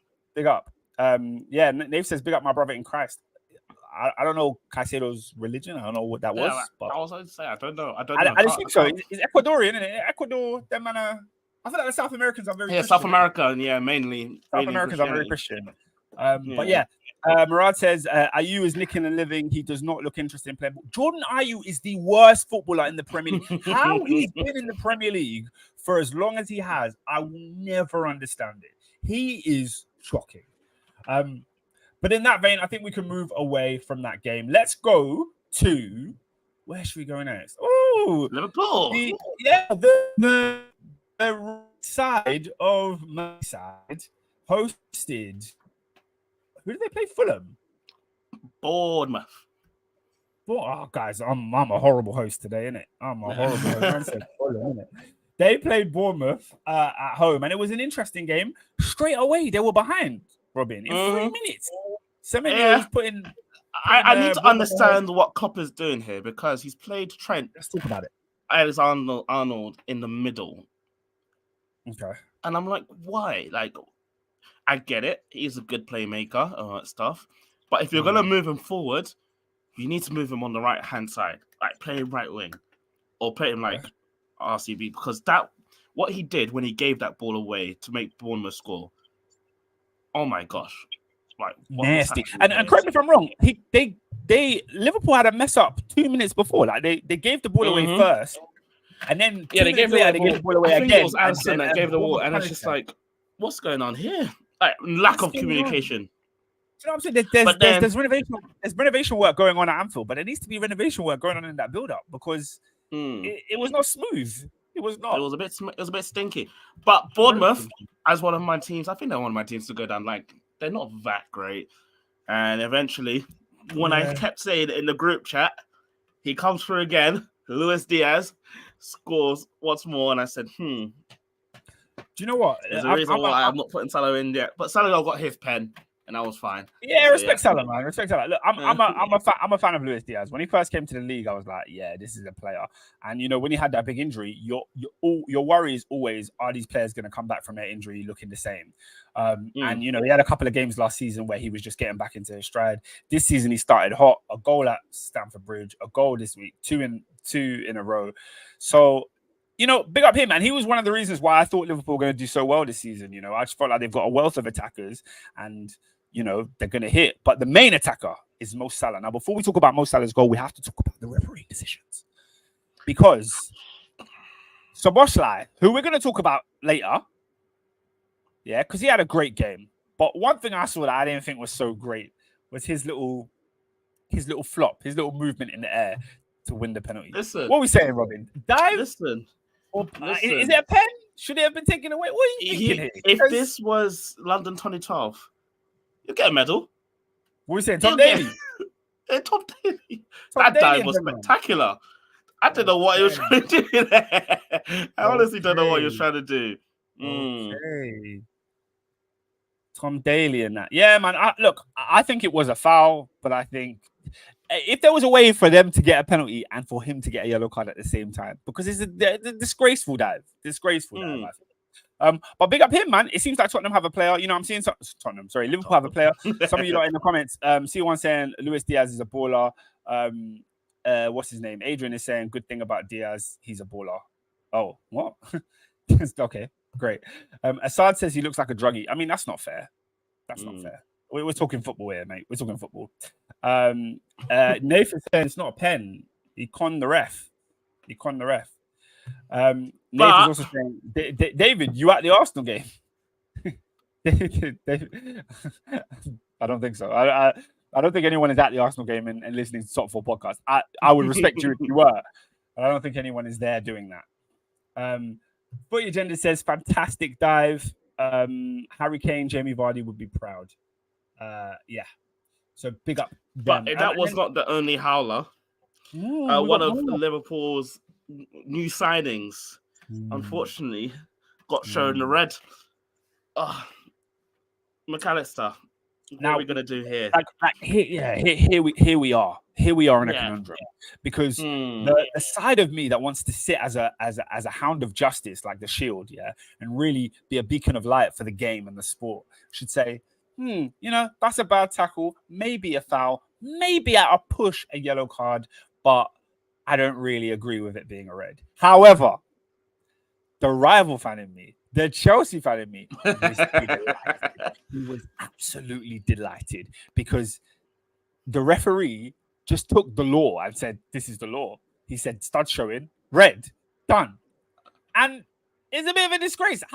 It's a bit of a disgrace. My biggest issue with VAR is in situations like this, in situations like the penalty, in situations like the Manchester United handball situation, when a referee makes a decision, VAR is way too timid to interrupt what the referee is doing. They always want the referee to make the decision. And I'm like, isn't the whole point so that you can stop the mistakes of the referees? That should be the point of VAR. I'm sorry, like, as much as I'm a rival fan and I didn't want to see Liverpool win that game, if man are getting sent off for that, like, the game's gone. Contact sport, man. I hear that. I was strong orange. I was like, this is ooh. Yeah, but you're I saying don't know. strong So orange. that's why. So when it went to a red, I wasn't mad. I was like, okay, fair enough, because he did apply the law here. However, the way it was tackled and the way it went through, it's just like, yeah, you could allow it. Ooh, okay, but yeah. Question: Can I just touching on the Arsenal game? Because I'm watching it with one eye. Have you seen Havertz in this game at all? That's a very good question. That's a very good question. Like I've seen Nketiah on the ball. I've seen Martinelli making great runs. Saka, Odegaard. I'm not seeing this guy at all. But I don't want to take us away from the focus. The focus at hand is Liverpool. Wait, no, Liverpool. They got the 3-1. They're off the board. They've got their first win, and it's just a thing of now. They really need a midfielder, because I don't know who's starting there at this point. Yeah, I didn't even think of that. Because they signed that guy from the Bundesliga. I mean, that he's got a name. That guy. We did see the attendance. What's his name? Oscar. Endo. Oscar, what's his name? Wataru Endo. Oh, okay. What do you think I am? He came on, and he looked okay. He looked like he was eager to impress. I don't know anything about this guy. Oh, the man that must say my frame rate is dropping. That's crazy. I apologize. I mean, there's literally nothing I can do. I'm working overtime here. There's nothing I can do. But what I will say is, I think he looks all right. He looks good, but how well can you look with 10 men on your debut? Klopp said something that made me go, are you actually okay? Ah, yes. He said he was going to say the last time he signed someone over 30 was James Milner, and he did good. So we will, hopefully this guy does the same. I said, is that what you're scouting for, Klopp? Is that what you need? Yeah. And there's some things that he says, and I'm just like, you're a great coach. You shouldn't say stuff like this, man. You really shouldn't. I think it's interesting. Klopp's comments this whole week have been really interesting in the way he's handled that situation. You know, he's come out in press conferences and said, "Hey, let me land." Basically, he's basically I signed Milner. Like, just look, let me cook. Basically, let me cook. Like, I know we were talking about Lavia, we were talking about Caicedo, but I got this you from Japan. Let me cook. The one thing I like is you. You said you.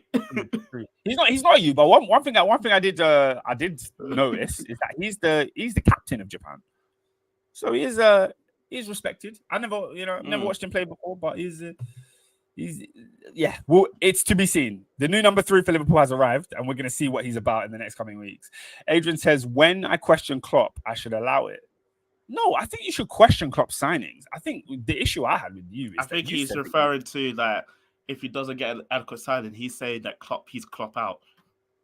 No, because I don't think it's Klopp's fault that you guys didn't get Lavia. I don't think that's Klopp's fault. I think Klopp identifies needs, and the club say, what position do you think you want? And he says, I want a midfielder that can play that holding role. And he then stresses to them the importance of getting that midfielder in. The club's negotiators and the people above Jurgen Klopp, they're into Brighton and saying, we've got 105 mil ready for Caicedo. They're the ones that have to negotiate with the player and make sure the player's on board. They're the ones that have to go and do that. If Klopp says, I want Lavia, great. Klopp's work is done. They have to go and get Lavia for him. It's not those players in those meetings. Like when Chelsea signed Lavia, it's not Mauricio Pochettino in the room making sure that the contract is all tied up and all that. That's not the days of Ferguson making those phone calls is done. Like, you might have a chat with the player to explain the vision, cool, because the players need to hear from the manager, but he's not on the negotiating table. So that's why I'm like, Liverpool's transfer situation, it is what it is, and it's not Jurgen Klopp's fault. And I think Jurgen Klopp has just been a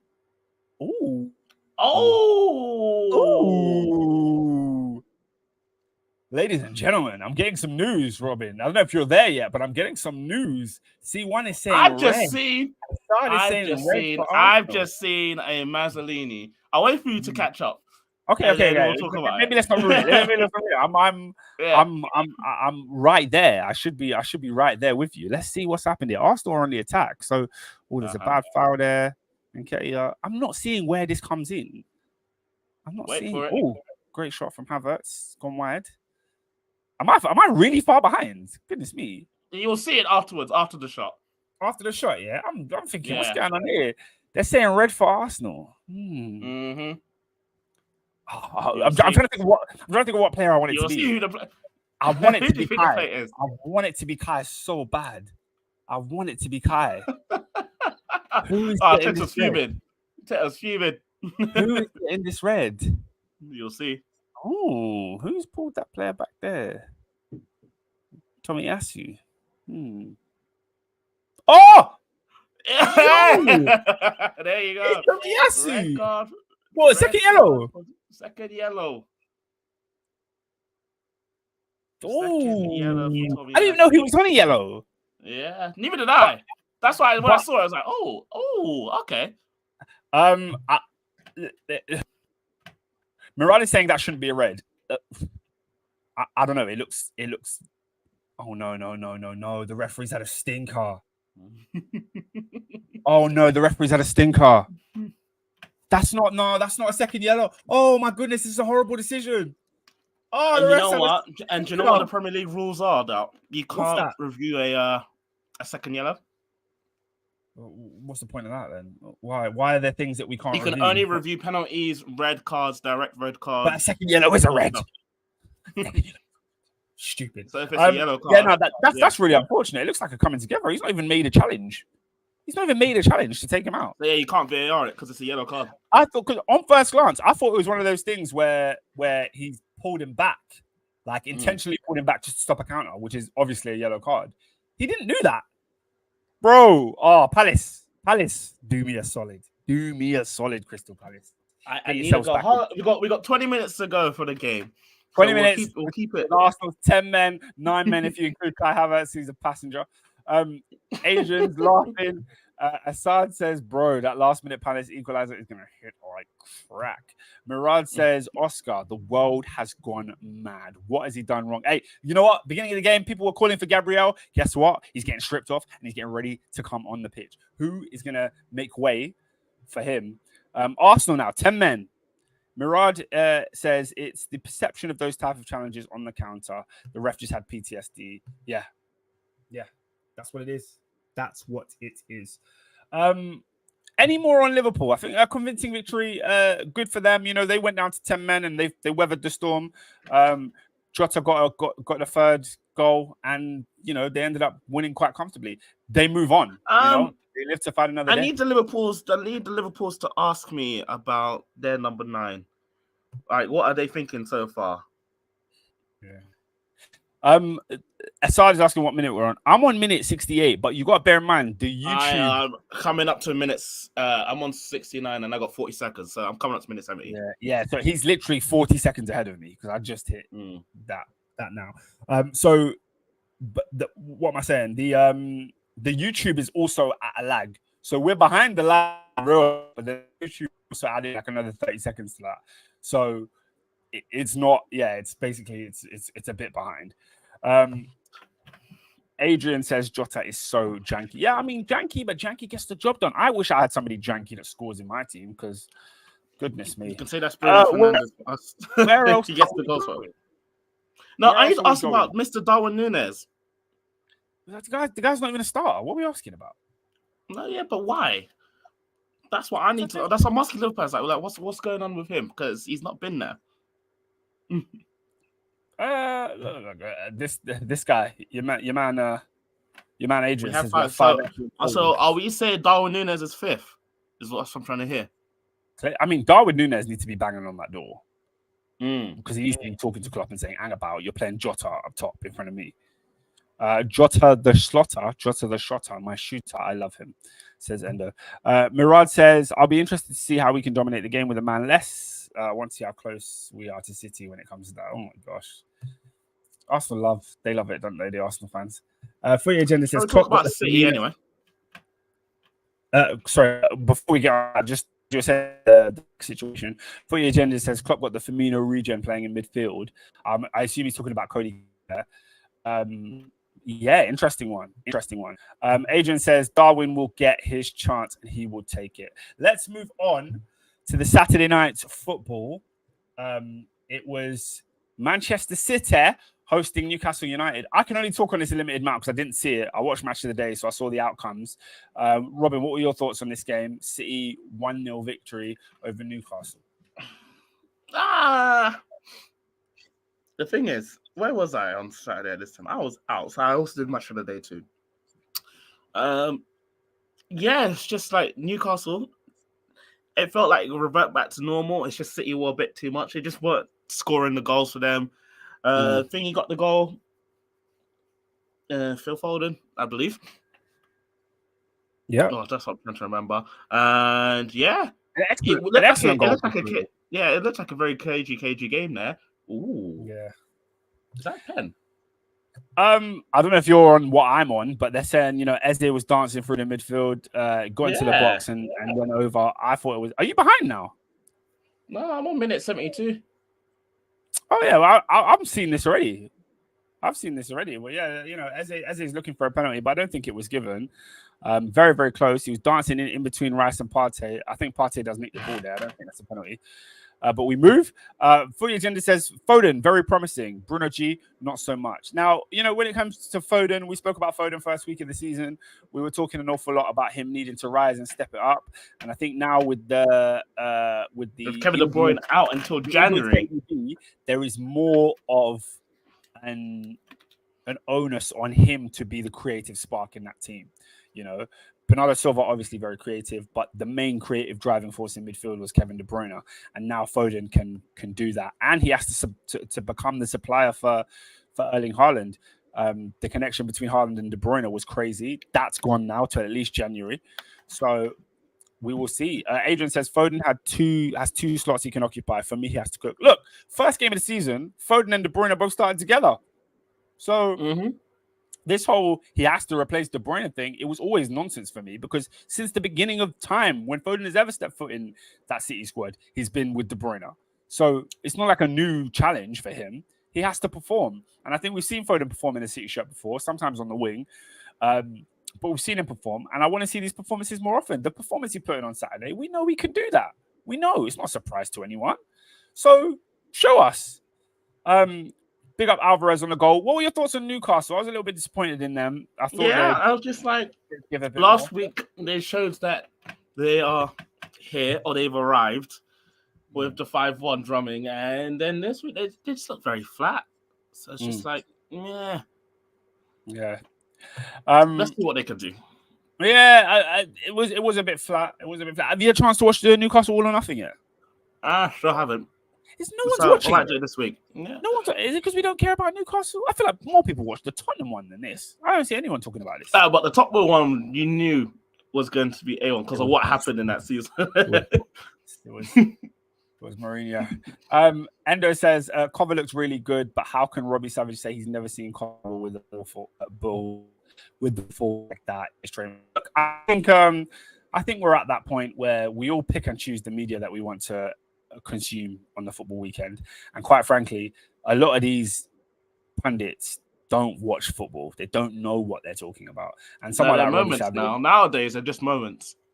Yeah, but they're just there for those little quips where they can make you say something, they make you think something, and then that clip can hopefully go viral. You know what I mean? And it's just like the other day, Sky Sports released a video today, which was an analysis of the Chelsea game. And it was Stephen Warnock breaking down Chelsea's. I don't really care what Stephen Warnock has to say. And that's not like to be disrespectful. Obviously, he's a former Premier League footballer, so he probably has more opinion than me, as in more of a valid opinion than me to talk about football. But at least I'm going to make it entertaining. He's going to be boring, and he's not going to give me the good punditry that I need. C1 says, Oscar, here we go. What's that? Here we go. Who? That's from Rich. You tweeted something. Oh no. Adrian saying Antonio's a bully. I don't know what we're talking about here. I'm very confused.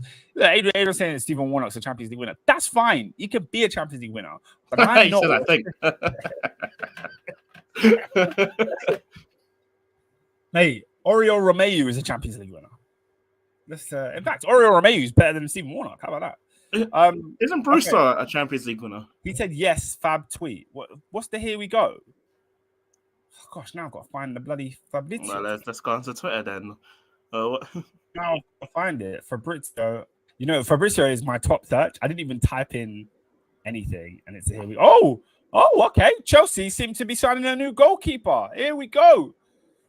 Georgi Petrovic to Chelsea. Here we go. Verbal agreement with New England Revolution. Goodness me. Medical test booked on Wednesday for the Serbian goalkeeper who's going to compete with Robert Sanchez. All right, man. All right. He better be good. Robin, you have any thoughts on this? I mean, I don't even have any thoughts on this, so I don't know why you would. Nope. Absolutely none of that. Well, Chelsea have a new goalkeeper. Let's move on, shall we? The other games, I don't think there's anything really of note to talk about. So I'll just read out all the fixtures. Nottingham Forest 2, Sheffield United 1. Not much to see here. Friday Night Football not on TV. Speak to me. Talk to me. Somebody explain to me what's going on there. Why move it to Friday if it's not going to be on TV? People have the nerve to ask me why I'm not paying for Sky anymore. Here's why. I mean, not to say that I was even going to watch Nottingham Forest versus Sheffield United, but it'd be nice to have the option. Do you know what I mean? So there was no. I've got an issue, but we'll bring that on and not that guy. So carry on. Okay. We're moving on to 3:00 on the Saturday. Fulham 0, Brentford 3. Goodness me. No Tony, no problem. Brian and Bert. No Tony, wow. No Mitrovic, because he's off to the Saudi Pro League. So, hey ho. And Endo, you're asking too many questions right there. Too many questions. Let's move on to the other 3:00. That was Wolves 1, Brighton 4. Brighton looks superb, says Endo. 8 goals in 2 games. I mean, look, they do look great. They're scoring goals. They play good football. They've got a great manager. But come on, I mean, it's Luton and Wolves. Wolves are a team that half of us tipped to go down this season, and Luton are quite frankly bang average at best. So you know, like, wait, hold on. How many games were played this weekend? Was there a game missing? Oscar, that's what I said. We'll get onto it. Oh, when we get that guy. Oh, I said we'll get onto it then. That guy. Okay. I feel you. Okay, we'll get there. But anyway, big up Brighton. Wonderful goal from Matoma. And you know, Estupinian getting goals and Caicedo looking really, really dangerous. They've got a good squad. How long can it last? How far can they go? You know, we will see. Okay, moving on to Sunday. The early kickoff on Sunday, Aston Villa. I feel like this is everyone on the pod's second team, Aston Villa. I feel like we're all quietly thinking they can do something this season. And this week, they did. They put Everton to the sword. 4 goals, 1 from John McGinn, 1 from Leon Bailey, 1 from Douglas Luiz, 1 from Juan Duran. I don't know who that is, but big up him. Leon Bailey got man of the match in that one. Everton, is it out? I told you they got that out too. Is it scary? Is it scary hours for them? Yeah, it's scary. I told you, Someone Daesh will be one of the people that will get fired. Man said Daesh. Interesting. Okay, so you want to wait till not that guy before we discuss the other situation? Okay. All right, so that was the fixtures. Obviously, right now we're currently live at Selhurst Park. Arsenal 1-0 up, 10 men on the pitch there after Tomiyasu's second yellow, sending him off. I think we need to get into one more comment from Assad, and then we'll get into the awards. Assad says, Villa's my second team. I loved them in the 2021 season when they had Grealish. But what a team. What a team that was. When Jack Grealish was hooping, he had the freedom of the world. You know, all he cared about was lockdown, crashing goal, Premier League. Assad says they were smacking Liverpool 7-2 those times. What a great day that was. Robin, who's player of the week? My player of the week? Oh, who has done well this week? There was honorable mentions for people, you know, starting out in their new teams doing well. We had James Ward-Prowse in there, you know, coming out of the guns blazing on his debut with 2 assists. That looked really, really good. I was impressed with the whole Spurs team. So I throw a Boomer in there because I thought he was really, really good on the weekend. Footy Agendas mentioned Phil Foden. You know, he definitely was a clear man of the match in his game and stood out really, really well. You know, you think Solly Marsh got 2? Solly Marsh bagged twice. Who you got? Robin? Just because I just saw him and he's having a great time ever since he had a great debut. I think I'm going to give it to James Ward-Prowse. Player of the week. James Ward-Prowse. Okay. You're not alone. David has gone in there with James Ward-Prowse. I think just because I'm not harsh, but I was talking about him in the first week of the season. Phil Foden, we were asking a lot. We were asking him to step up. KDB injured. He did, and this is a big game. This is a top 4 clash. Newcastle are going to be the team that's right in the 3 or amongst coming the end of the season. I would go with Phil Foden. But Footy Agendas is saying Solly Marsh, great shout. 2 goals for him, 3 for the season now already. Early doors. They put Wolves to the sword, but I just think it's a really poor Wolves side. And Assad said Basuma based on my shout. So I think unless anybody has anything else to add, you've got 1 vote, Robin. David has got another vote, and it seems like player of the week this week is James Ward-Prowse. 3 points, 2 assists. Big win for the Hammers. Shout out to them. Robin, who's team of the week? Brighton. I think there's no disagreements there. Brighton cut Wolves apart, like they tore them apart. Shout out to Adrian who says Basuma should be player of the week. I mean, Basuma great too, but I think Brighton are going to get team of the week. No real disagreements there. 4-1 victories away from home. Come on. There's no real arguments. Even Endo saying Brighton. So we move. Goal of the week. Me? I'm going to the South Coast again, I'm going Mitoma.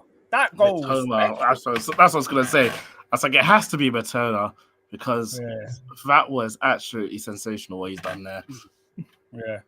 Oh, yeah. Endo made a good point. Spurs could have been a great shout for team of the week. I think they were good value for money. Do you know who else's goal was a banger, bro? Antonio. Oh, my goodness. Oh, I forgot about that. He bullied Levi Colwill and then just smashed it bottom bins. Oh. Man said goal of the week, Diaz. Relax, bro. Relax. Like, it was a good goal in that. Like, fair enough. But, like, come on. Let's... See Crystal Palace here. I'm just going to talk really quickly about this game. Yeah, go for it. They've got no end products. Like, they're building up the play. They're getting there into the box and all stuff, but they get the corner or they get through into the final part and they just don't know what to do with the ball. And you're just giving Arsenal enough time to get back into that shape. And now suddenly there's 10 man in the box, full on yellow. So it's like, you need to either release the ball a bit early or get in there in general. But yeah, they've got 6 minutes plus extra time to go. So it's not looking good. It's not looking good. Assad predicted a dagger. So hopefully that dagger comes. A couple man are saying Matoma for that goal of the week. Antonio or Carney Chukwuemeka is what Barack is saying. But yeah, big up goal of the week. Mitoma takes that one home. Now, Robin, you had an idea, but not that guy. It's not that guy. It's half not that team / not that organization. Because we all knew about 3 months ago that this team was coming up to the Prem and that their stadium was not up to standard. So 3 months has gone by. The Prem has fully started. We're in game week 2. And I was like you when I was like, why is my game cancelled? Why do I have a player that's not had 0 points? Like, what's happened here? Yeah. 2-2s now. I looked into it. Luton Town had cancelled their game against Burnley because their stadium's not ready. I have 2 questions. Go for it. One, we've done this before where a team in his stadium's not ready in Tottenham. So they played all their away games first for the last 3 games before they spin the stadium. So why aren't Luton Town doing that, first of all? I thought they were. I thought it had already been agreed. Yeah. I'm confused. Second of all, how is his stadium not ready? Yeah, I don't know. This is a howler, both from the Premier League and Luton Town. Because we can't have games getting cancelled second game into the season because the stadium is not adequate. What is going on? Look, the fact that their stadium is not adequate, and you're like, when you're in the Championship, isn't your aim to come to the Premier League? Surely this should be a number one priority that you're sorting this out. Like, you don't meet the requirements. Why are you applying? Like, it's crazy. But yeah, like Luton's next game is at Stamford Bridge, so they're gonna have to turn up to that one. They're gonna have to arrive, and the games to take. Good luck to them. Good luck to them. They're saying Arsenal have for deal. I'm not watching anymore. Is this true, Robin? Are they hanging on for They dear are life? kind of hanging on for dear life. They got 3 minutes to go, 87th minute. Oh my gosh, how is that not a goal? These people. Listen, Crystal Palace, they've had an excellent chance to make it 1-1. But yeah. Yeah. Also, but I did have another person that's not this guy. Let's go for it. So, Women's World Cup final 2023, down under in Australia. 10th game Sunday. Everyone's in the pub 11 a.m. Yes. Unfortunately, it did not come home to England, and Spain are your new world champions for the next 4 years. Congratulations to Spain. They were the best. Congratulations to Spain. England, you tried. Great save by England's greatest goalkeeper of all time, Mary Arps. True Manc right there. But yeah, what might not that guy is the person after the game. So we got Spain have won, they're celebrating, they're doing their thing. Yes. They're getting their medals. And then out of the blue, the president of the Spanish Football Association just randomly kissed one of the players. Out of the blue. Why? Okay. Well, let's talk about this, because in the game, the penalty was actually missed by Jenny Hermoso. For those of you that know your Spanish, does anyone know what Hermoso means? Hermoso, sorry. No, put your agendas and put the name on there. Can we do a quick Googles? I'm gonna Google this because I don't want to put it on the screen and there's something mad. Oh no! Oh, I've got it. What does that mean? Wait. I thought the word meant something in English. Have I got it wrong? No. What does it mean? What does it mean? It means beautiful. Okay, it means beautiful. Yeah. So I got it right. Yeah, it means beautiful. So I need to know the story behind who this man was, the Spanish Federation guy, in relation to Jenny, before I throw not that guy out there, because I don't know. Maybe there was a thing going on. It looked like a mutual thing. No, because what happened afterwards, there was a mad news about it, saying that she was not happy about it. Oh, so she looks happy. I don't know. At the end of the day, if that's not your wife, and I'm assuming this guy's married because I saw a ring, what are you doing? Hey man, hey. Guys, you win a World Cup, emotions ran high. You know what I mean? I've seen Scholes kissing Neville on pictures. You know what I mean? Jenny Hermoso. You know, I was watching that game. Definitely a kissable person. You know what I mean? Definitely. I have no comments. It didn't seem crazy to me. Listen, when I saw the picture of it, I was like, Mr. Spanish football president, you're not that guy. Barack just said this. The Spanish football president dead-ass committed sexual assault on TV. Is that what? Did he just go up to her and just lips her out of the blue? This is what happened. Out of the blue. So imagine, I'm giving you the medal. You shake your hand. Like you normally do, like you shake the hand of the president. Yeah. He just went in. Fair play. The intrusive thoughts they just carried over. Man just say, yeah, it's a lip syncing straight. No, I don't know, because I saw the picture. The picture, it looks like they're both kissing, innit? It looks like two people kissing each other. So I was like, what's the big deal here? They kissed each other. But if everyone's saying that he kissed her involuntarily, then my man, you gotta do your job. Do your job, innit? When you're on stage, do your job. All right, so 7 minutes of added time. Oh, so we're not even in added time yet. No, we are in added time. I'm on the 91st minute. Palace have the ball, but you got 6 minutes to go. Yeah. Oh, someone in the comments said something else, and I was like, "Oh, do we talk about this? Because I don't know if this is official yet." Well, go on. Just sold my car to Lewis. Oh yeah, let's go for it. Not that guy, Lewis Paqueta. You're running low on money. Why would you bet on a yellow? What the hell? If he bet on GA, it'd be less serious. But we have another allegation. But this is the thing. When it comes to this betting thing, the allegation is not that Lewis Paqueta bet on himself. The allegation is that he told people and other people went around betting. So the reason it was flagged is because so many people placed the same bet of Paqueta getting a yellow. And have you seen the clip of the yellow he actually gets? Mm-hmm. It's so sus. I think he did it so well. Like, do you remember last year there was the one about Xhaka? And when Xhaka gets the yellow and you're like, he just boots the ball away for no reason. You're just like, that looks sus. Paqueta goes for a header. He nudges into the player in the 94th minute. So he waited to the end of the game, nudges into the player, picks up a yellow. This is the yellow card that apparently people won millions off of. And I'm like, well done, Paqueta, man. He done his thing. But at the end of the day, if the investigation is conclusive, then we're going to be looking at another Tony situation, no? Yeah. Surely. Of course. Surely. That's why I think that's why the deal fell through, because apparently he was supposed to go to City.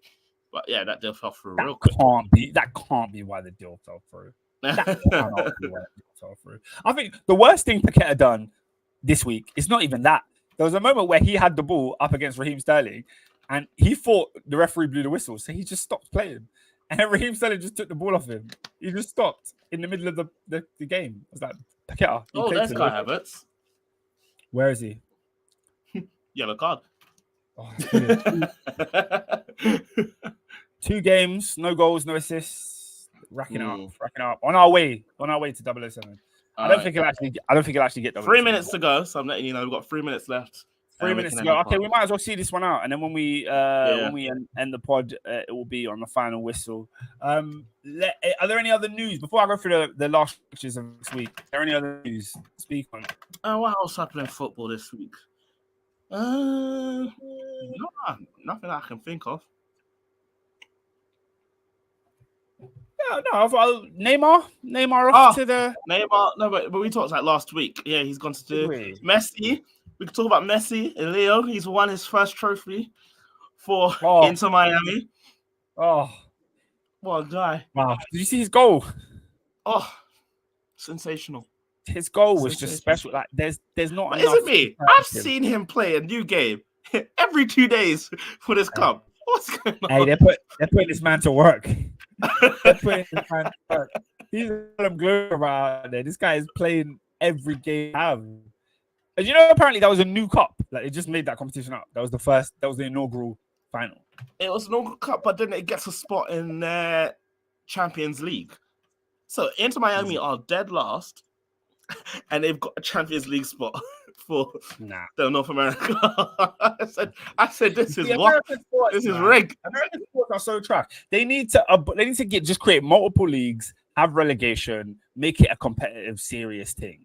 Because this idea that you've got the same teams just going round and round and round, like, it's nonsense. It's nonsense. But big up Messi. He's doing his thing. I can't lie. If I end up in LA at any point this year, I'm copping the pink jersey, man. I'm getting it. Miami?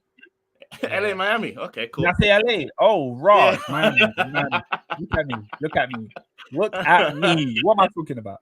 If I end up in Miami, Florida, then yeah, I'll be copping that Messi tee. Big up Endo. The weekly question: would you rather win £1 million right now, or score in a Premier League game to earn 20? Interesting. When do I play the Premier League game? Yeah, there's so many stipulations here. When am I playing? Who am I playing for? What position am I playing? Yeah. Because if I'm playing now, if I'm playing right now, then I'm scoring. But if I have to do the trading, if I put you up top for Man City against Newcastle United this weekend, are you taking that deal? See, I don't think I'm good enough to play for Man City. I think I will get. I think I will get stripped off in 20 minutes. Don't you think Man People get City would be frustrated. the easiest team to play for? Like if in this scenario here, where you're Especially your not, football inability, though. but you're not a trained professional. At the end of the day, we're talking about throwing an amateur into the man's game, the real game. Like I would rather be thrown into Man City as the striker than thrown into, a struggling. And it's full time, Jeff.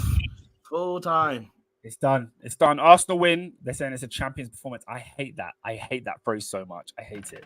But I'm built up. Yeah, that's the thing. If I'm walking into the game, am I scoring? Yeah. Adrian said, "Bro, are we walking into a Prem game and scoring?"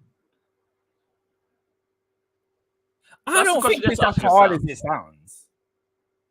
If you put me up top for a good team, I think I could bag. No, it's not. Like he said, like Endo saying Oscar thinks football is easy. Like, no, I don't think football is easy. I just think I'm a threat on a set piece. You know what I'm saying? Put me in the box. I'm ruffling feathers. I'm winning a header. You know what I mean? I'm winning a header. That's all I'm saying. Like, so if a team is creating several chances and the ball falls to me in the box, I'm smashing it. I'll take my chance. But if we're going to the actual question, I'm taking 1-0 all day. Yeah, 1-0. Yeah, because the 1-0 I know is a guarantee. Yeah, it's a guarantee. I'm taking a guaranteed mil. But if you said, could I bag in the Premier League? I think I could bag. I think I could. I think if I played for Man City, I could get 5 goals a season. Up top for City, I think I could get 5 in a season. I think I could. Murad is delighted. 2 wins from 2, 6 points from 6. Oscar, name me the worst Premier League centre back you can think of. Who's bad? I feel like I could run. I could do a job on Rob Holding. I think I could. Against him. I feel like I could give him a headache. He said the 2 Luton centre backs are eating us for breakfast. I don't know. All right, that's just PMP. I can't lie. Oscar, you're not even getting goals in the training session. Yeah, because in training I'm playing against Vardio. I'm playing against John Stones in training. No, I'm talking about 3:00 kickoff. Put me at the Etihad. Yeah, against Luton. Come on, Foden. Supply me the ball. And the man don't believe you. They don't believe you. Look, the thing is, I don't need to run tossing ragged. Like, I don't need to do that. I need the chance. I'm not doing any of that. Put me in the 6-yard box. All I'll do is stay inside. All I'll do is stay onside. De Bruyne can lick a shot from 20 yards. I'm there for the tapping. I'm there for the poach. I'm a hungry striker. I'm hungry. I think I couldn't do the headers because I barely headed the ball. I could do tappings. I'm all over that. I'm all over the headers. I try my luck for sure. But don't take this the wrong way. I don't think it's easy. Hey, bro, he said, I promise Holding will move to you. I don't think so. Endo says AD is a big lad. You can stick him up front and he can bring it down and set man up. Personally, I'd have Adrian in the engine room. I'd have Adrian in the midfield. Yeah, I don't think Adrian's he's not an upfront man. Yeah, I don't know. Adrian's a hold up play. To be fair, I'm not an upfront man. I'd probably be more like a Danny Welbeck. You know what I mean? I'm up top. I am fully left. I'm a left back. I like playing that position. Left back, yeah, 3. You're the number 3 still. You're the number 3. I am the number 3. And I'm a no nonsense number 3. Like if I know it's going all the way, I'm kicking out. Get the team back. Adrian said, Oscar, you've watched hundreds of Prem games. Look, I've seen hundreds of Prem goals. Like, look at the goal that what's my man's name? Agüed scored against Chelsea this weekend. Ball in from James Ward-Prowse, rocket on his head. He just has to head it home. There's no way you put me in that position and I'm missing it. And I know some people miss. You know, we see people miss headers all the time. But if you give me that one opportunity to play in the Premier League, even against my own team, I'd bag. But by the way, a funny piece of commentary when that goal went in, yeah. Jamie Carragher sees Conor Gallagher and Agüed going up for the header, and he just looks at it. He says, "Mismatch." It's just like it was a complete mismatch. It was a complete mismatch. Wow. Someone said Enzo Fernandez has never seen top half of the Prem table. That's crazy. That's crazy. That's crazy. Hey, he's seen a World Cup though, hasn't he? He has seen the World Cup. He's been at the top of the world.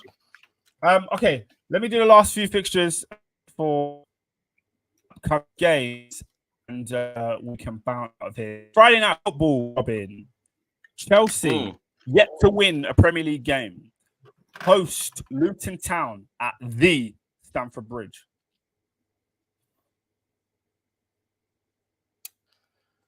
Oh, Chelsea. If you guys don't win, I have questions. This should be a Chelsea win, and I think it's a Chelsea win. But yeah, you'd be well within your rights to have questions. You'd be well within your rights. I think we should this win. Luton team are dead. They can't play home games. You know, it'll be nice to see Ross Barkley back in the Bridge. I'll be the only one giving him a standing ovation. Everyone else will be. See, when I read that line, I died. I said, "Wow, what a guy!" Yeah, personally, I wasn't that excited by this line, and I like Peter Drury a lot. He said even if they were owned by Microsoft, Chelsea still wouldn't excel. I feel like I've heard Munya Chihuahua make that same joke. I feel like I've heard it before. It didn't feel original to me. So I'm a big fan of Peter Drury, but that line didn't move me. Mirad says Chelsea will scamper to a 1-1 draw. I think this is disrespectful. I think Chelsea are a really good team, and I think we've shown in the past 2 games that we played in both teams. I know we didn't win, so it almost counts for nothing. But I think Luton Town will not have enough for us. Chelsea will be all over them. There's going to be the introduction of Caicedo probably from the start. Maybe Lavia in the game. You know, we'll have Mudryk playing. Noni Madueke's getting back to match fitness. I think we'll have too much for Luton. And I get what you guys are saying if you've got doubts about Chelsea going forward, but not this game for me. I think it's a comfortable 3-0. Luton said Luton may be down before they play at home. I don't know. Man said they're going to be down already. Oh, that's funny. Yeah. It's unreal. Yeah, it's strictly unreal. But yeah, Chelsea win. Martin Tyler will be crucified if he said that. And then Murad said, I think it is in one of his skits. I think when you one of his skits still.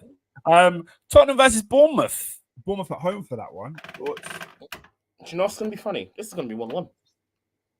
1-1, you think? This is going to be 1-1. Yeah, man. Do you know what? Yeah, I think. Yeah, I can see a draw, but I'm gonna go Spurs win. Just for the giggles.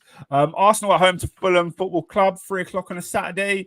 I'm going Arsenal 3 points here. Arsenal at the Emirates, very confident. And similar, Manchester United at home to Nottingham Forest. I think United get their first win of the season. What are you thinking? First win of the season? We already won, mate. Oh, sorry. First good performance of the season. I think we'll beat Nottingham Forest. I don't see anything of them. It will be lovely to see Elanga back. I hope he doesn't do anything to us, but yeah, that's all.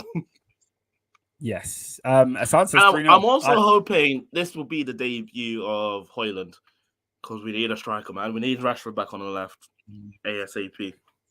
Yeah, man, get Rasmus on the field. You know what?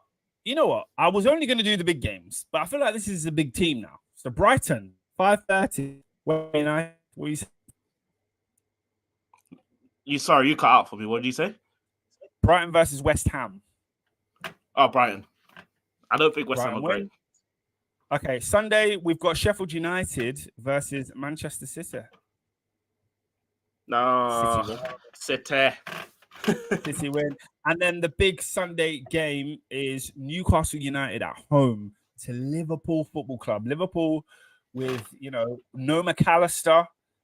Endo probably will be starting that game alongside Szoboszlai and whoever else they field in midfield. And then you've got, the formidable Newcastle team, off the back of a defeat, should be willing to bounce back at home in front of St. James's Park. That's an iconic fixture, Newcastle versus Liverpool. Assad is going for Toonami, 3-1. I'm going to go for a score draw. I'll go for a 2-2. I think crack. I think it's good. I think Newcastle are going to win. Yeah, I think Newcastle will win. Yeah. Fair enough. Right. Unless we have anything else, I think that's all for this evening, I think that's all.